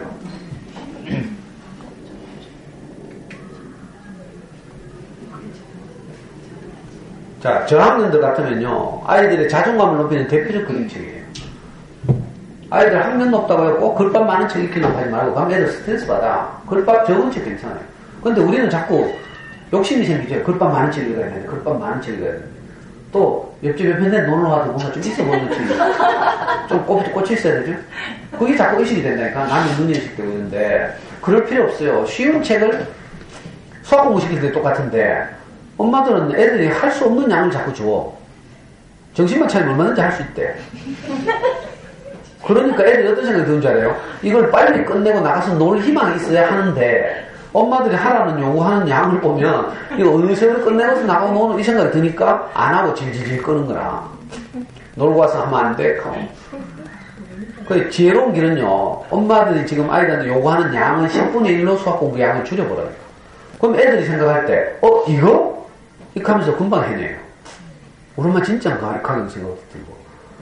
이게 지혜예요. 애들이 금방 덤벼서 해낼 수 있을 만큼 양을 주고 요걸 언제까지? 한 달을 그렇게 해. 근데 한 달 후에 살짝 잘하잖아요. 그럼 칭찬도 해주고. 많이 주니까 안 하고 욕하죠. 조금 주면 한다니까 그럼 칭찬할 수 있죠. 그래가지고 한 달 후에 조금 느려. 한쪽 느려. 이렇게. 서서히 에스컬레이터 시키면 돼요. 자, 책 읽기도 마찬가지인데 쉬운 책, 부담 없는 책을 많이 빌려와서 읽히게 하라는 거예요. 저는 우리 연구소에서 아이들하고 수업하는데 6학년도 그림책까지 해요. 좋은 그림책 6학년들도 하여금 생각하게 할 만한, 생각을 잘하게 할 만한 그림책이 많거든요. 그래서 좋은 어린이책에 대해서 우선 한 몇 권만 보여드리고 이런 책들 어떻게 고르는가. 너는 특별하다 이 책은요. 아주 유명한 유아용 그림책인데 초등 아이들한테도 가끔씩 읽어줄 필요가 있어요. 왜? 자존감을 높여주는 책이거든요. 너는 특별하단다. 있는 그대로 너라는 이유만으로 너는 소중하단다 이런 뜻이에요. 엄마는 또 특별하단다 하면 뭐 우수하단다로 들어가지고 우수하다가 아니고 너는 남들과 다르다 이런 말이에요. 우리 아이들 하나하나는 남들과 다 다르죠. 저는 연구소에서 아이들하고 지내보니까 어떤 애는 공부를 잘해, 어떤 애는 운동을 잘해, 어떤 애는 사회성이 좋아, 어떤 애는 성실해. 그리고 각자 가진 장점들이 다 있어요. 우리는 아이들에게서 그런 점을 보고 그걸 칭찬하고 격려하면 되죠. 근데 꼭 모든 걸 잘해야 된다고 생각합니다. 그럼 평생 뭐 안 되는 거지. 제가 우리 목사님한테 들은 이야기인데 금광에 투자하는 사람들 있잖아요. 그 사람들은 금덩어리를 보고 투자하는 게 아니고 광석 덩어리에 금이 조금 붙은 거 보고 투자하는 거야. 그래요? 금광 채굴하는 거를 캐내는데 금덩어리가 나오는 게 아니라니까. 시커먼 광석에 금이 요만큼 붙었어요. 근데 그걸 보고 투자를 한다니까. 그럼 막 캐가지고 컨베이어 벨트로 밑에 있는 공장에 내려보내요. 그럼 공장에서 재련하는 거라. 높은 열을 가해가지고 금을 녹이는 거죠. 녹지 않는 광석과 금을 분리해내요. 그 따로 모으죠. 그 분리해낸 금만 모아가지고 찍어내면 그게 금괴라고. 금덩어리가 되는 금덩어리. 자, 우리 아이들도 마찬가지인데 모든 게 다 금이 아니고요.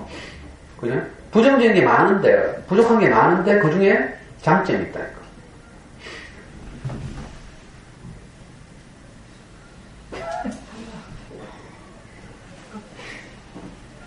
제 책이 나올락하단 말이야. 이 엄마 계속 코를 훌쩍 끓으니까 내까지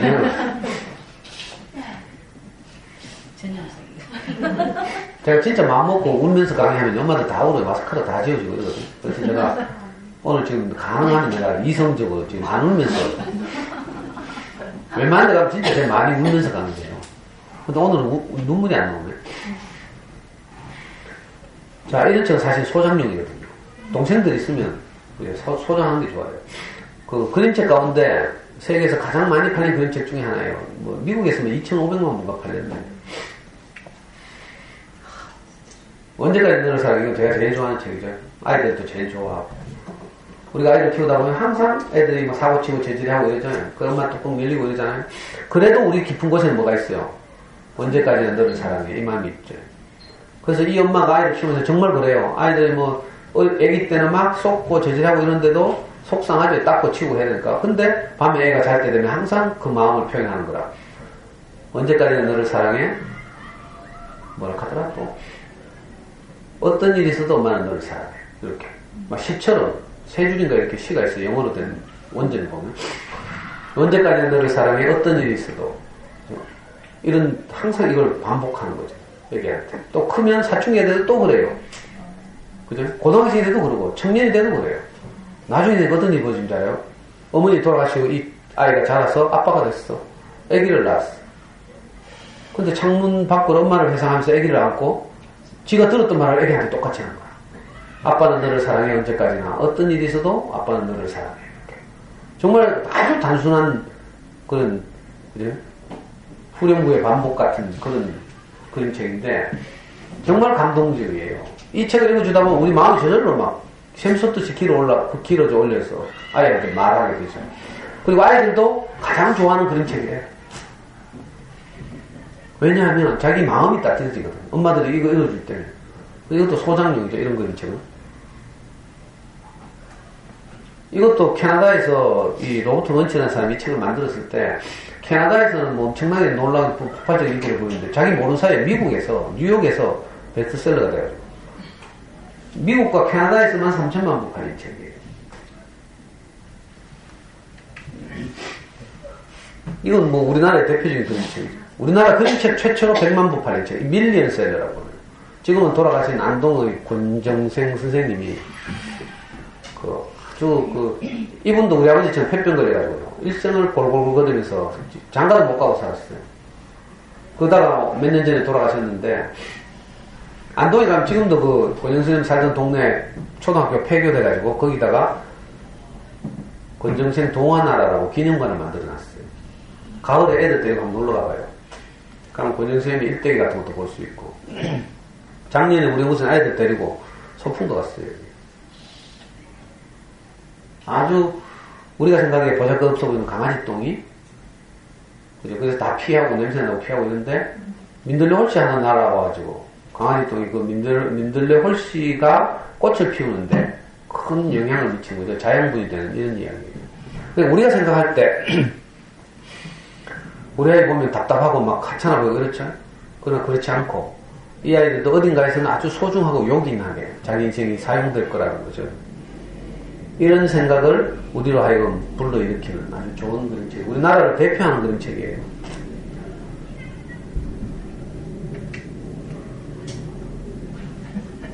구름빵이라는 그림책은 이 신의 작가인데 백희나시라고 이거 5년 전이고 6년 전에 나왔는데 불과 몇 년 사이에 100만 부 이상 팔렸어요. 우리나라 그림책이 100만 부 이상 팔린 책이 잘 없거든요. 근데 이제 대표적인 그림책이 됐죠. 이건 애기들용이라서 생략하고 지나갑니다. 이거 아까 교보문고 어디서 1위 한 책이에요. 애기들 엄마들이 다 이거 사줘요. 이건 도서관에 굉장히 많은 책이죠. 교육부에서 뭐 어떻게 지시를 했는지 학교 도서관마다 이거 막 20권에서 30권씩 꽂혀 있어요. 요거가 막 책문, 그러니까 책은 소화하는 것이다. 이런 걸 말해주는 그런 책입니다.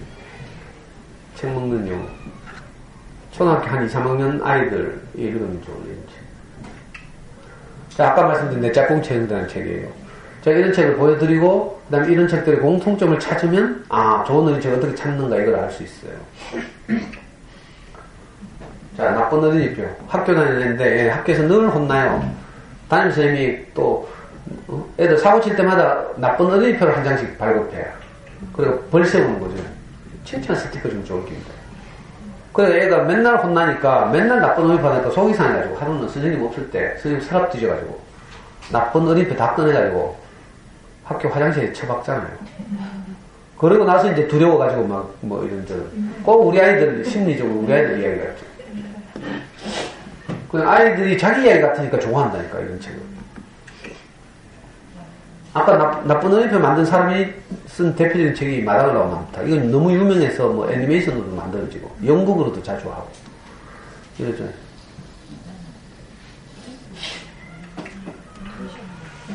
가방 들어주는 아이 이건 장애에 관한 이야기예요. 학기 초에 학급에 장애아가 하나 이렇게 자기 학급이 됐어요. 그러니까 담임선생님이 가방을 들 수 없는 이 장애인 친구를 위해서 누가 가방 들어줄 수 없나 이렇게 했더니 그 중에서 제일 착한 애가 제가 들어줄게요 하면서 손을 들었어요. 그래서 얘는 학기 내내 그 아이의 가방을 들어주는 거죠. 근데 이제 철없고 어리고 이러니까 다른 애들이 늘 놀리고 막 이러는 거야. 장애인하고 같이 다니고 이런다고. 차별과 편견, 장애에 관한 이야기입니다. 이 책을 지은 이가 고정욱 씨라고 자기 자신이 장애인이에요. 그래서 이 사람이 쓰는 모든 책은 장애를 다루고 있어요.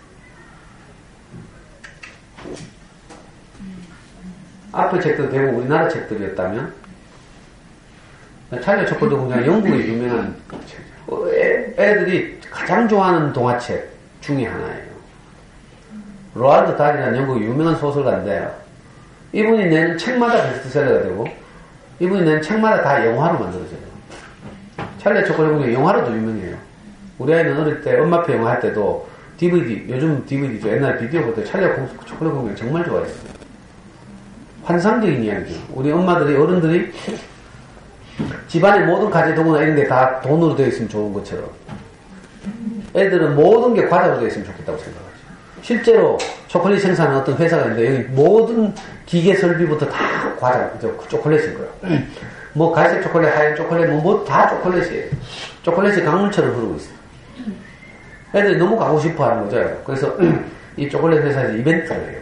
전 세계 어린이들 중에 딱 4명에게만 자기 초콜릿 회사에 놀러 올 수 있는 티켓을 준 거죠. 골든 티켓.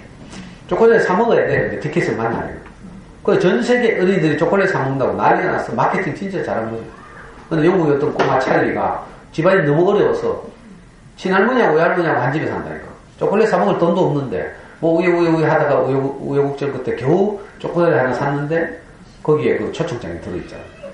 그래가지고 그 공장에 초청받아 가면서 일어나는 벌어지는 이야기. 정말 흥미있어요.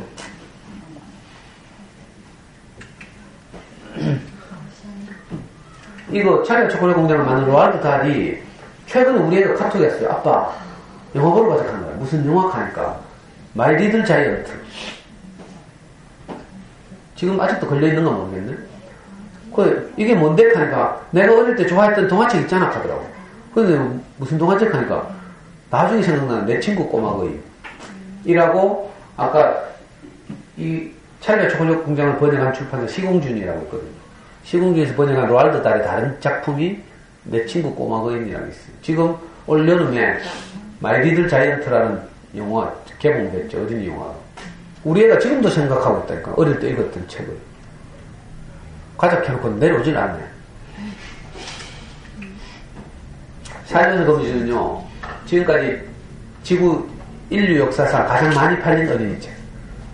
한 권으로 된 단행본 중에서 가장 많이 팔린 어린이 책이 샬롯의 거미줄이에요. 4,500만 부 팔렸다는가? 시리즈물로는 해리포터 가장 많이 팔렸어요. 8억 5천만 부. 그 다음에 나니아 연대기. 이게 시리즈물이죠. 근데 단행본으로는 샬롯의 거미줄이 가장 많이 팔렸고, 미국에서 고학년 청소년들에게 가장 인기 있는 책에 주는 유명한 상이 하나 있어요. 미국에서. 그게 뭔가 하면 뉴베리상이라고 불러요. 그 뉴베리상을 받은 유명한 책이죠. 뭐 분명히 학교 도서관이 있겠지 뭐. 그죠? 이것도 유명한 책이죠. 괜히 부리말 아이들, 이거 인천에 있는 어떤 가난한 닷동네에서 운동권 하던 어떤 아줌마가 여기에 가가지고 공부방을 해요. 대구로 가면 어디쯤 되겠노? 인천 뭐 만석동인가? 여기 이제 옛날 지명으로 괜히 부리말이라고 불리는데 여기서 진짜 가난한 아이들이 이 공부방을 중심으로 함께 살아가는 거죠. 그러면서 일어나는 이런저런 이야기를 따른 이야기인데 이게 언제더라? 창비라고 우리나라 고학년 어린이 책을 가장 잘 만들어낸 출판사가 제가 생각하는 창비거든요. 창작과 비평사를 줄여서 창비라고 창비에서 좋은 어린이 책 원고 공모를 했는데 그때 1회 대상을 받았어요. 이 선생님 김중미 선생이라고 이 아줌마가 내는 책들 전부 자기 공부방을 중심으로 그 인천 만석동에서 일어나는 이런 이야기를 다루고 제가 정말 좋아했던 책 중에 하나가 한 2, 3학년이면 읽을 수 있는 책 중에 종이밥이라는 책이 있어요. 한 가난한 여자애가 배가 고프고 이러니까 또 간식이 없고 이러니까 항상 책을 찢어가지고 종이를 씹는 거야. 어릴 때 꼭 저 같았어요. 저는 항상 책이나 신문을 만나면 항상 구석을 째가지고 입에 넣고 씹었어요. 지금 생각해 내가 먹거리가 없어서 그랬나 봐. 그래? 종이를 계속 씹으면 그 묘한 맛이 난다니까. 그래서 똘똘똘똘 말아가지고 총알처럼 말아가지고 뱉고 이랬거든요. 그게 종이밥이라 종이밥. 신기하죠? 제가 경험했던 것을 이 공부방 선생이 김중미 선생이 알고 그걸 동화책으로 낸다니까. 아까 권재 선생님, 강아지 똥을 권재 선생님이 쓴 이것도 초등학교 6학년인가 중학교 1학년 교과서에 실려있죠. 그 일제와 해방 전후를 기구하게 살아간 한 여자의 일대기예요. 이게 뭐라 해야 되노? 모파상에 뭐 여자 일생인가? 꼭 그것처럼 한국판 여자 일생. 그러면 너무 기구한 여자 이야기라 가지고 막 마음이 너무 슬퍼서 잘 못 보는 책이죠. 가장 많이 팔린 책이에요. 자, 이런 책들이 좋은 책인데 방금 이런 책들 쭉 살피다 보면요. 자, 이건 이제 저처럼 이렇게 한 권 한 권에 대해서 알려면 이제 이 분야에서 많이 이제 공부해야 되고 아니면 아이와 함께 그래? 도서관이 많이 다녀야 되잖아요. 근데 처음에는 잘 안 되죠. 그래서 가장 쉬운 방법은요. 좋은 어린이책을 내는 출판사들을 따라가는 거예요. 그러면 신뢰할 만해서 그 출판사에 나오는 책들은 대부분 애들이 좋아하게 됐어요. 자, 그림책부터 한번 봅시다.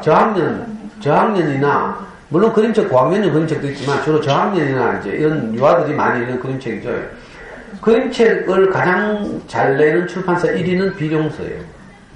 어른책을 많이 내는 민음사라는 대재벌 출판사가 있는데 그 출판사의 자회사죠. 비룡서에서 내는 책들은 주옥 같은 책들이에요. 뭐 한두 권이 아니라서 다 세계적인 책들이고요. 거의 다. 오랫동안 수십 년 동안 좋은 평가를 받았던 책들이에요. 비룡서 책들. 그러니까 도서관에 가서 비룡서를 검색해서 뭐 아무나 빼와도 되고요. 1위가 비룡서라면 2위는 시공주니어죠. 제가 제일 이것도 비룡서네. 요건 비룡서의 저학년 문고이고요. 앞에 이거는 비룡서의 그림책이고요. 이거는 저학년 문고고요. 이것도 비룡서의 저학년 문고 시리즈죠. 난 책 읽기가 좋아라는 부제가 붙은 시리즈예요. 보통 학교 도서관에 가면 요 세워져 있는 모습 딱 보면 저거 비룡서구나 금방 알 수 있죠. 이게 진짜 좋은 책 많아요. 책 먹는 용어도 이 시리즈죠. 아니다. 책 먹는 용어는 주니어 김영사구나. 자, 비룡서에서 나오는 책들은 그냥 빌려와서 아이들 읽어주면 돼요. 자, 저학년 문고 중에 2위 출판사는 시공주니어죠. 시공주니어의 그림책들. 근데 이 시공주니어는 뭐 전두환이 비자금을 어디 빼돌렸는지 어쩐지 이 전두환 장남이 운영하는 출판사예요. 시공사라고. 제가 명식이 운동부 출신인데 내가 이런 걸 권하려면 좀 그렇긴 한데 그래도 우리가 현실적으로 애를 키워야 되니까 뭐 비자금도 나가려고 하여튼 좋은 책을 돈이 많아서 그런지 외국의 판권을 아주 비싸게 주고 사와가지고 또 번역을 아주 좋은 사람들 붙여요. 그래가지고 진짜 책이 좋다니까. 그림책 보면요. 그림책 중에 가장 훌륭한 상이 미국으로 말하면 칼데콧이라고. 칼데콧 받은 걸 거의 시공주니어에서 다 번역한다니까. 칼데콧상을 받은 게 지금 우리나라 한 200권 번역되어 있는데 반은 시공주니어, 반은 비룡서. 일단 돈이 많아야 되는 거야. 이게 고학년용, 내가 만든 꿈의 지대는 고학년용 그림책이에요. 그림책이라고 무시하면 돼요. R도 이런 그림책은요, 실제 어느 대학의 논술 문제에 나왔어요. R도라는 게 있는데, 내게 보이지 않는 내 내면의 친구, 뭐 이런 뜻인데. 아이들이 외롭게 힘들게 살지만 항상 내면의 자아가 있죠. 이런 그림책 보면 진짜 아이들 하여금 깊이 생각하게 하거든요. 자, 이건 시공주니의 저학년 문고예요. 아까는 그림책, 시공주니 그림책이었는데, 저학년 문고는 특색이 모니터는 불빛이 안 비치고요. 여기 노란색은 주로 저학년이죠. 초록색은 중학년이고요. 하늘색은 고학년이고요. 시공주니의 문고들. 시공주니의 특징은 주로 외국 창작 동화들을 주로 번역해 오는 거죠. 그래서 외국 책들이 많이 나와요, 시공주니. 반대로 창작과 비평사, 창비, 사계절 이런 데서는 우리말 책을 많이, 좋은 우리말 책을 많이, 우리 동화책을 많이 내죠. 그래서 출판사를 따라가시면 됩니다. 지금 비룡사하고 시공주니 이야기했어요. 자, 길버드, 이건 그림책 세계에서 한 3등쯤 해요. 그림책과 초등 저학년 동화책 출판사 중에 좀 한 3, 4위 정도 하는 그런 브랜드라고 할 수 있죠. 이 유명한 책도 진짜 많아요. 아이들 정말 좋아하는 지온이와 병간이 시리즈라고 있는데, 요게 지온이와 병간이 시리즈예요. 거짓말, 누가 자전거 배우기, 지하철을 타고서, 용돈 주세요, 손톱 깨물기, 뭐 이런 책들인데, 이거 초등학교 2, 3학년 애들 정말 좋아해요. 학교 도서관에도 분명히 있을 거예요. 그리고 이쪽에는 그림책들도 그렇고, 강아지똥이 뭐 길버드에서 나왔으니까 말할 것도 없죠. 이건 사계절. 사계절은 주로 고학년용 그림책을 많이 내요. 고학년용 동화책이나 그림책을 많이 내는 아주 오래된 신뢰할 만한 출판사죠. 사계절 출판사의 책들은 안심하고 빌려서 읽으면 돼요. 여기 그림책들은 전부, 예를 들면, 비문안집에 봄이 오면, 뭐 이런 그림책 있죠. 이런 것도 고학년용 그림책이에요. 평화, 뭐 이런 걸 다루고 있는 그림책이에요.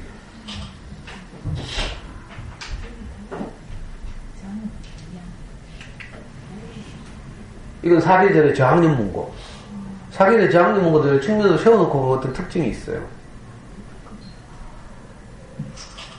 저학년 문고 글밥도 얼마 없고 이러니까 그림도 사파도 많고 이런 책들을 저학년 문고라고 해요. 사계절에서는 아까 마당으로 남탕이 사계절에서 나왔죠. 그러니까 사계절 책들은 참 좋은 책들은 이렇게 신뢰하고 활용하시면 되죠.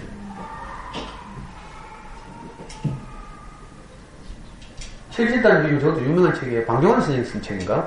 제가 오래되게 기억이 잘 안 나는데. 자, 그 다음에 문학동네. 문학동네 유명하죠? 소설가 신경숙이 주로 문학동네에서 책을 내요. 문학동네는 우리나라에서 굴지의 유수의 출판사 중에 하나죠. 주로 우파적 생각을 가진 사람들이 책을 많이 내는데 그 사람들은 어디서 출판하는가 하면요. 문학과 지성사. 이문열은 항상 문학과 지성사 이쪽에서 책을 내죠. 좌파들은 문학동네에서 책을 내거나 창작과 비평에서 책을 내거나 그 출판사도 다 그게 있어요. 흐름이 있다니까. 문학동네에서 좋은 책을 많이 내고 있어요. 뭐 문학동네에서 나온 책들은 뭐 이것뿐만 아니라 이건 저학년 문고예요. 문학동네 저학년 문고.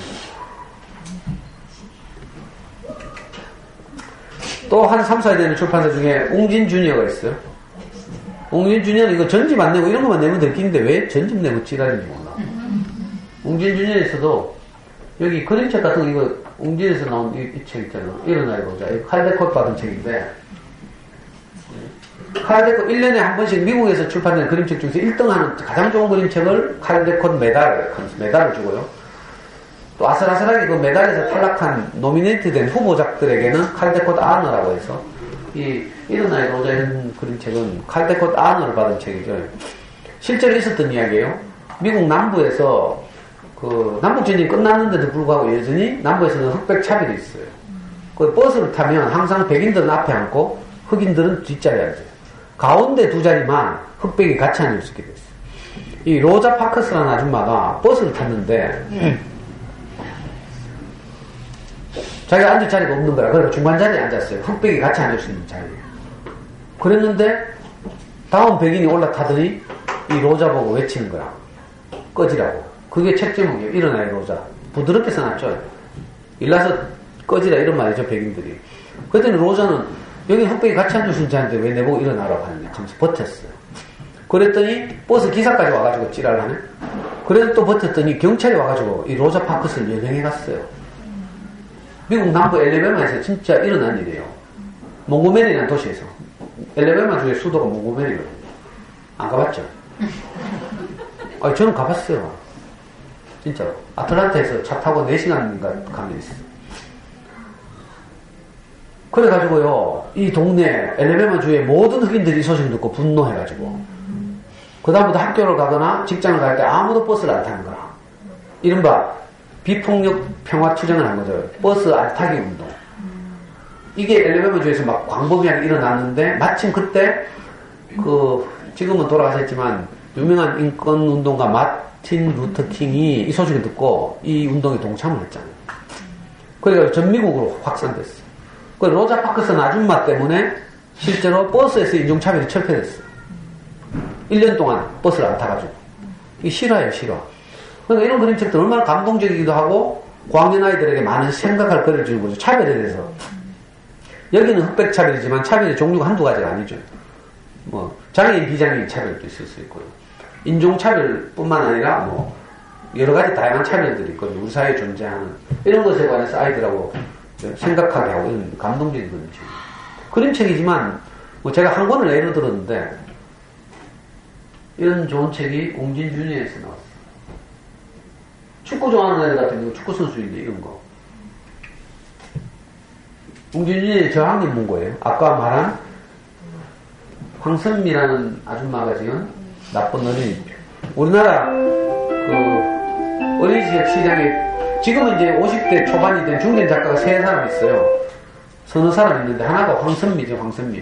사계절에서 나온 마당을 남탑하고 웅진주니어에서는 뭐 이거 나쁜 어린이표 또 뭐 생일 파티에 초대받은 아이들과 초대받지 않은 아이들의 갈등을 다룬 초대받은 아이들 뭐 이런 책도 있고 황선미 또 아까 제가 제일 좋아했던 내자공 체형대를 지은 아줌마 있어요. 최인선이라고. 그리고 또 이금이라는 아줌마, 김중미라는 아줌마, 이런 아줌마들의 책은 전부 초딩들이 좋아하는 책들이죠. 우리나라 책들 중에. 마루버리라는 곳에서 그림책을 잘 내요. 여기는 굉장히 철학적인 그림책을 많이 내죠.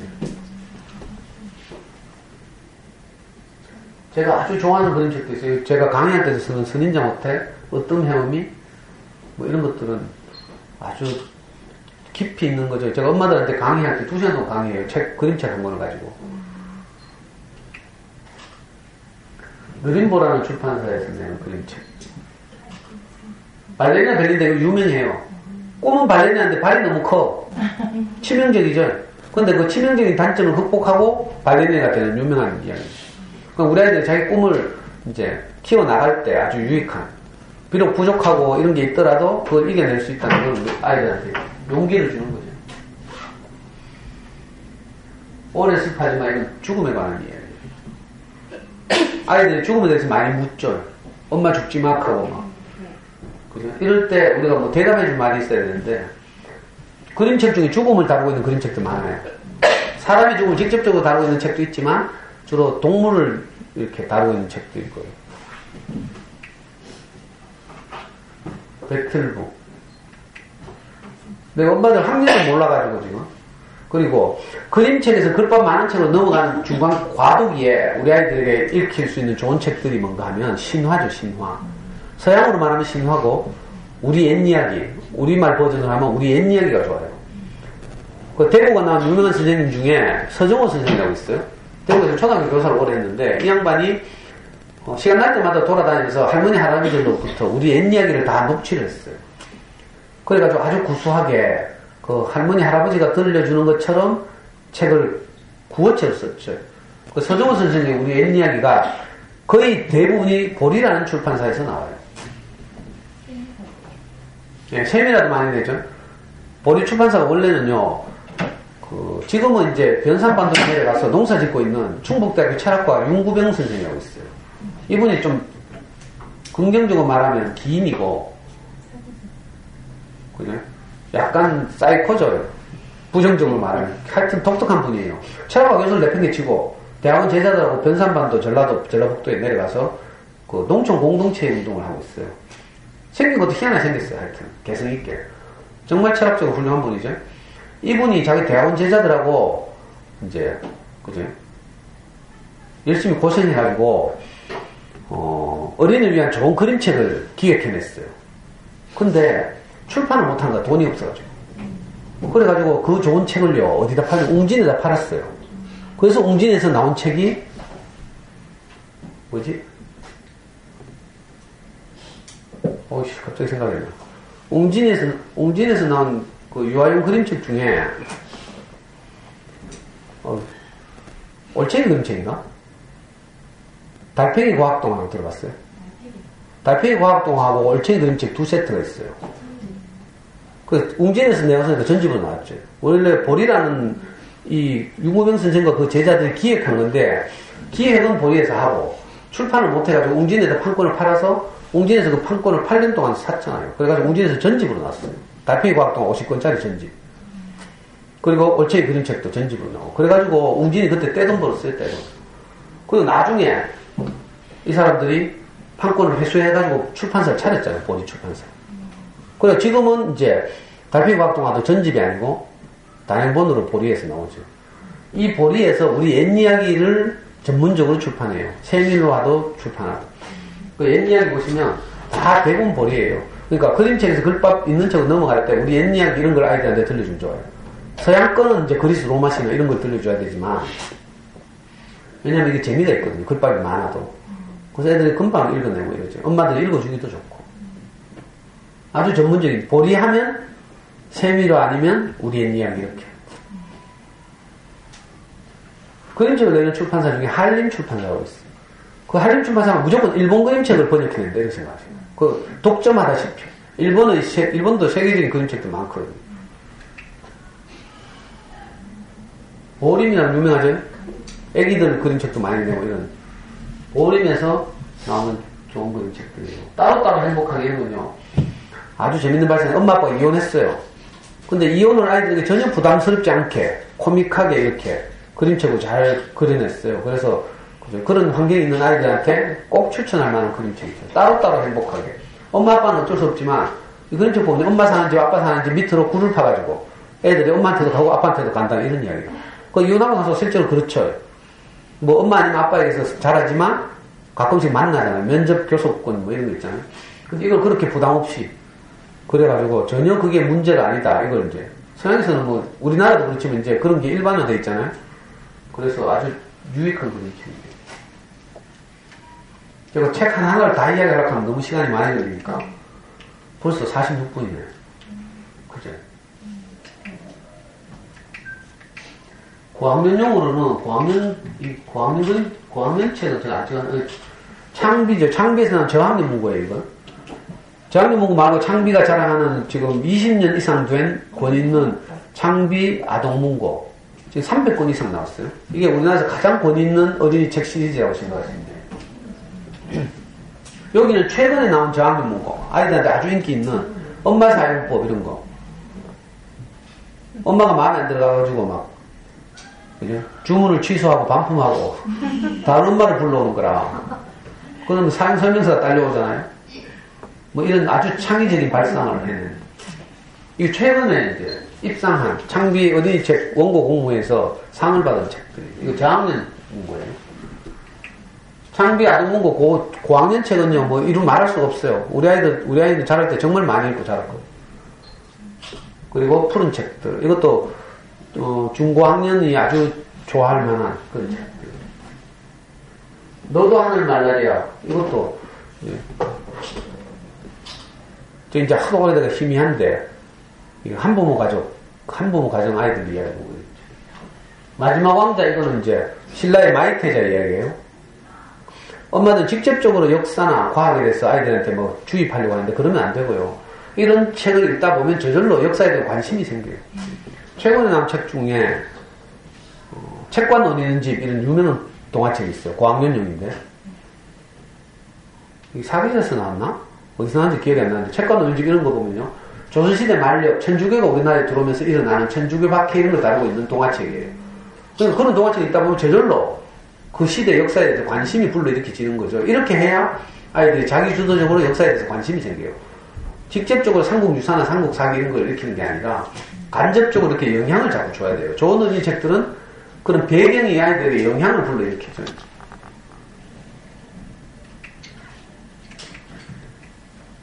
자, 이 한림출판사가 주옥 같은 일본 책들을 많이 출판해요.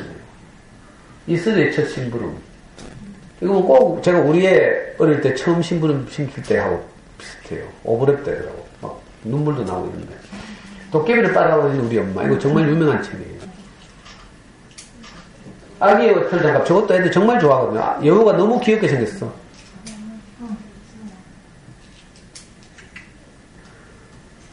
구름빵 만든, 그죠? 구름빵 만든 백인하 씨가 만든 다른 작품이 장수탕 선생님하고 이상한 엄마거든요.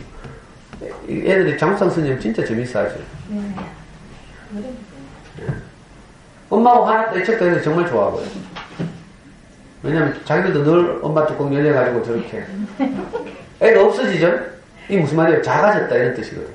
우리가 막 화내고 고함 지르고 이러면 애가 작아지죠. 그 존재감이 없어진다 이런 뜻이에요. 그러니까 애가 작아져가지고 엄마 치마 속에 들어가 있잖아. 근데 엄마는 막 나중에 없어졌다고 막 찾고 막 이러죠.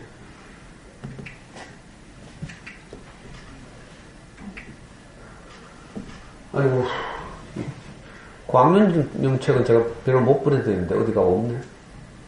자, 제일 쉬운 방법이 출판사에 따라가는 거고요. 이러다가 좀 더 고수가 되면 이제 작가 찾아다니는 거죠.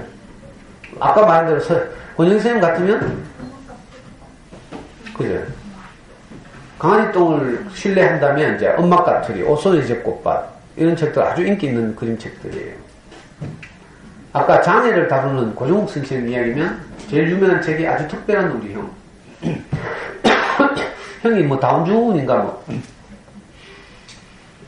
보통 집에 장애 형제가 하나 있으면 장애인만 그 장애야만 고생하는 게 아니라 그 동생이나 형이 더 치줘요. 왜? 엄마의 모든 관심이 거기에만 가니까. 이러면서 일어나는 많은 어려운 이런 것들을 이제 이겨내는 거예요. 안내견 탄식이라는 건 이제 앞 못 보는 장애를 둔 사람들이 항상 안내견하고 같이 다니잖아요. 그 안내견이에요.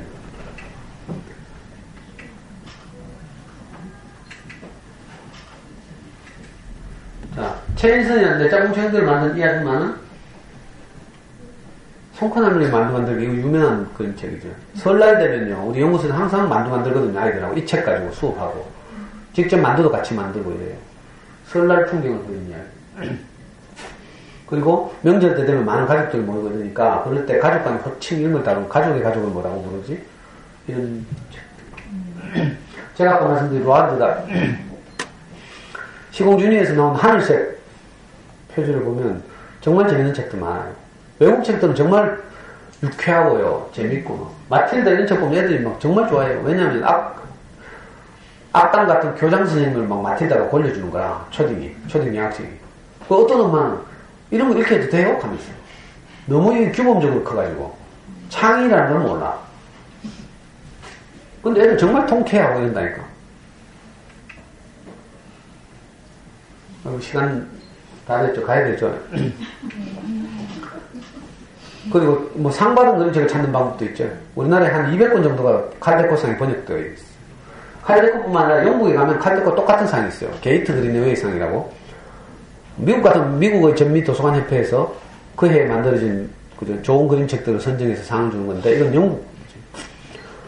이거 말고도 또 미국과 영국 말고 제3세계 국가들을 상대로 해서 주는 라가치 상이에요. 이탈리아에서 하는. 이탈리아 볼로냐에서 2년마다 한 번씩. 거기 우리나라 책들도 상을 많이 받아요. 도시 이름, 볼로냐에서 열리는 국제 도서전. 이제 마쳐야 되는데.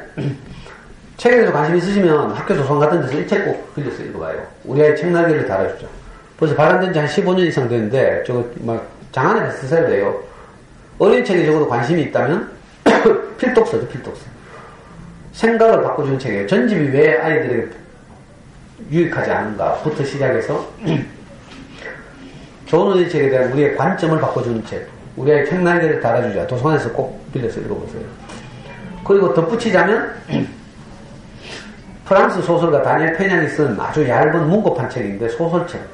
이 책을 보면요, 다니엘 페냥이라는 사람 자신이 부모님부터 어떻게 책 읽기에 대해서 양육받았는가, 이게 나와요.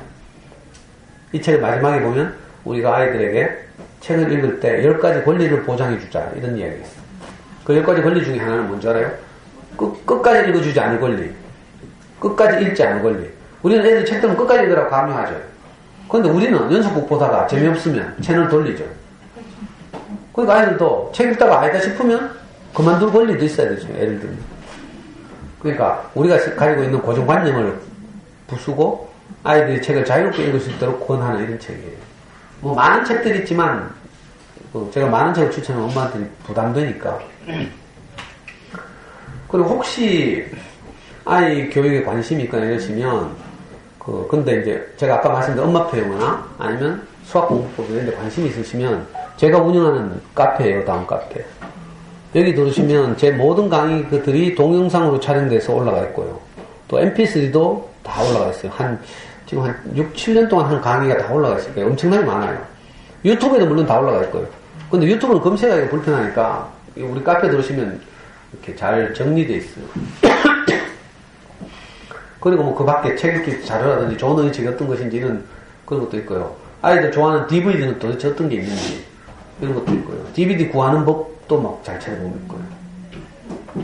제가 시간만 많으면 뭐 한 2시간 엄마표 영어 이야기하고 한 2시간 수학 공부 이야기하고 이러면 좋겠는데 시간이 제한되어 있으니까 혹시 저는 여기 처음 오거든요. 월곡초등학교. 전에도 왔나? 왔어요. 네. 그때 뭐 했어요? 그때 영어 했어요. 근데 진짜 왔다 하지 그러면 왜 모르죠? 월초는 내 2번 간 기억이 있고 하도 많은 학교를 돌아다녀가지고 제가 기억이 잘 안 나요. 작년에도 왔어요. 네. 마이크 보고 왔어요. 아, 그래요? 작년에도 이거 썼어요? 네. 이거. 그럼 반갑네. 가면 좀 아는 척도 하고 이러지. 가면 이제 내년에 또 오면 내 수학 공부법 이야기해요. 엄마표 작년에 이야기 했는데 다 씹었죠. 작년에도 독서회관에서 강의 들었어요. 그래요? 네. 독서요, 같이. 조금씩. 같이 하진 않는데. 영어는 아니고 독서. 아, 그랬어요? 진작하지, 그럼 내가 딴 이야기 할 거. 아, 학교 선생님이 이거 하라 해가지고, 주제를 정해줘가지고. 헷갈렸지? 니네는 영어로.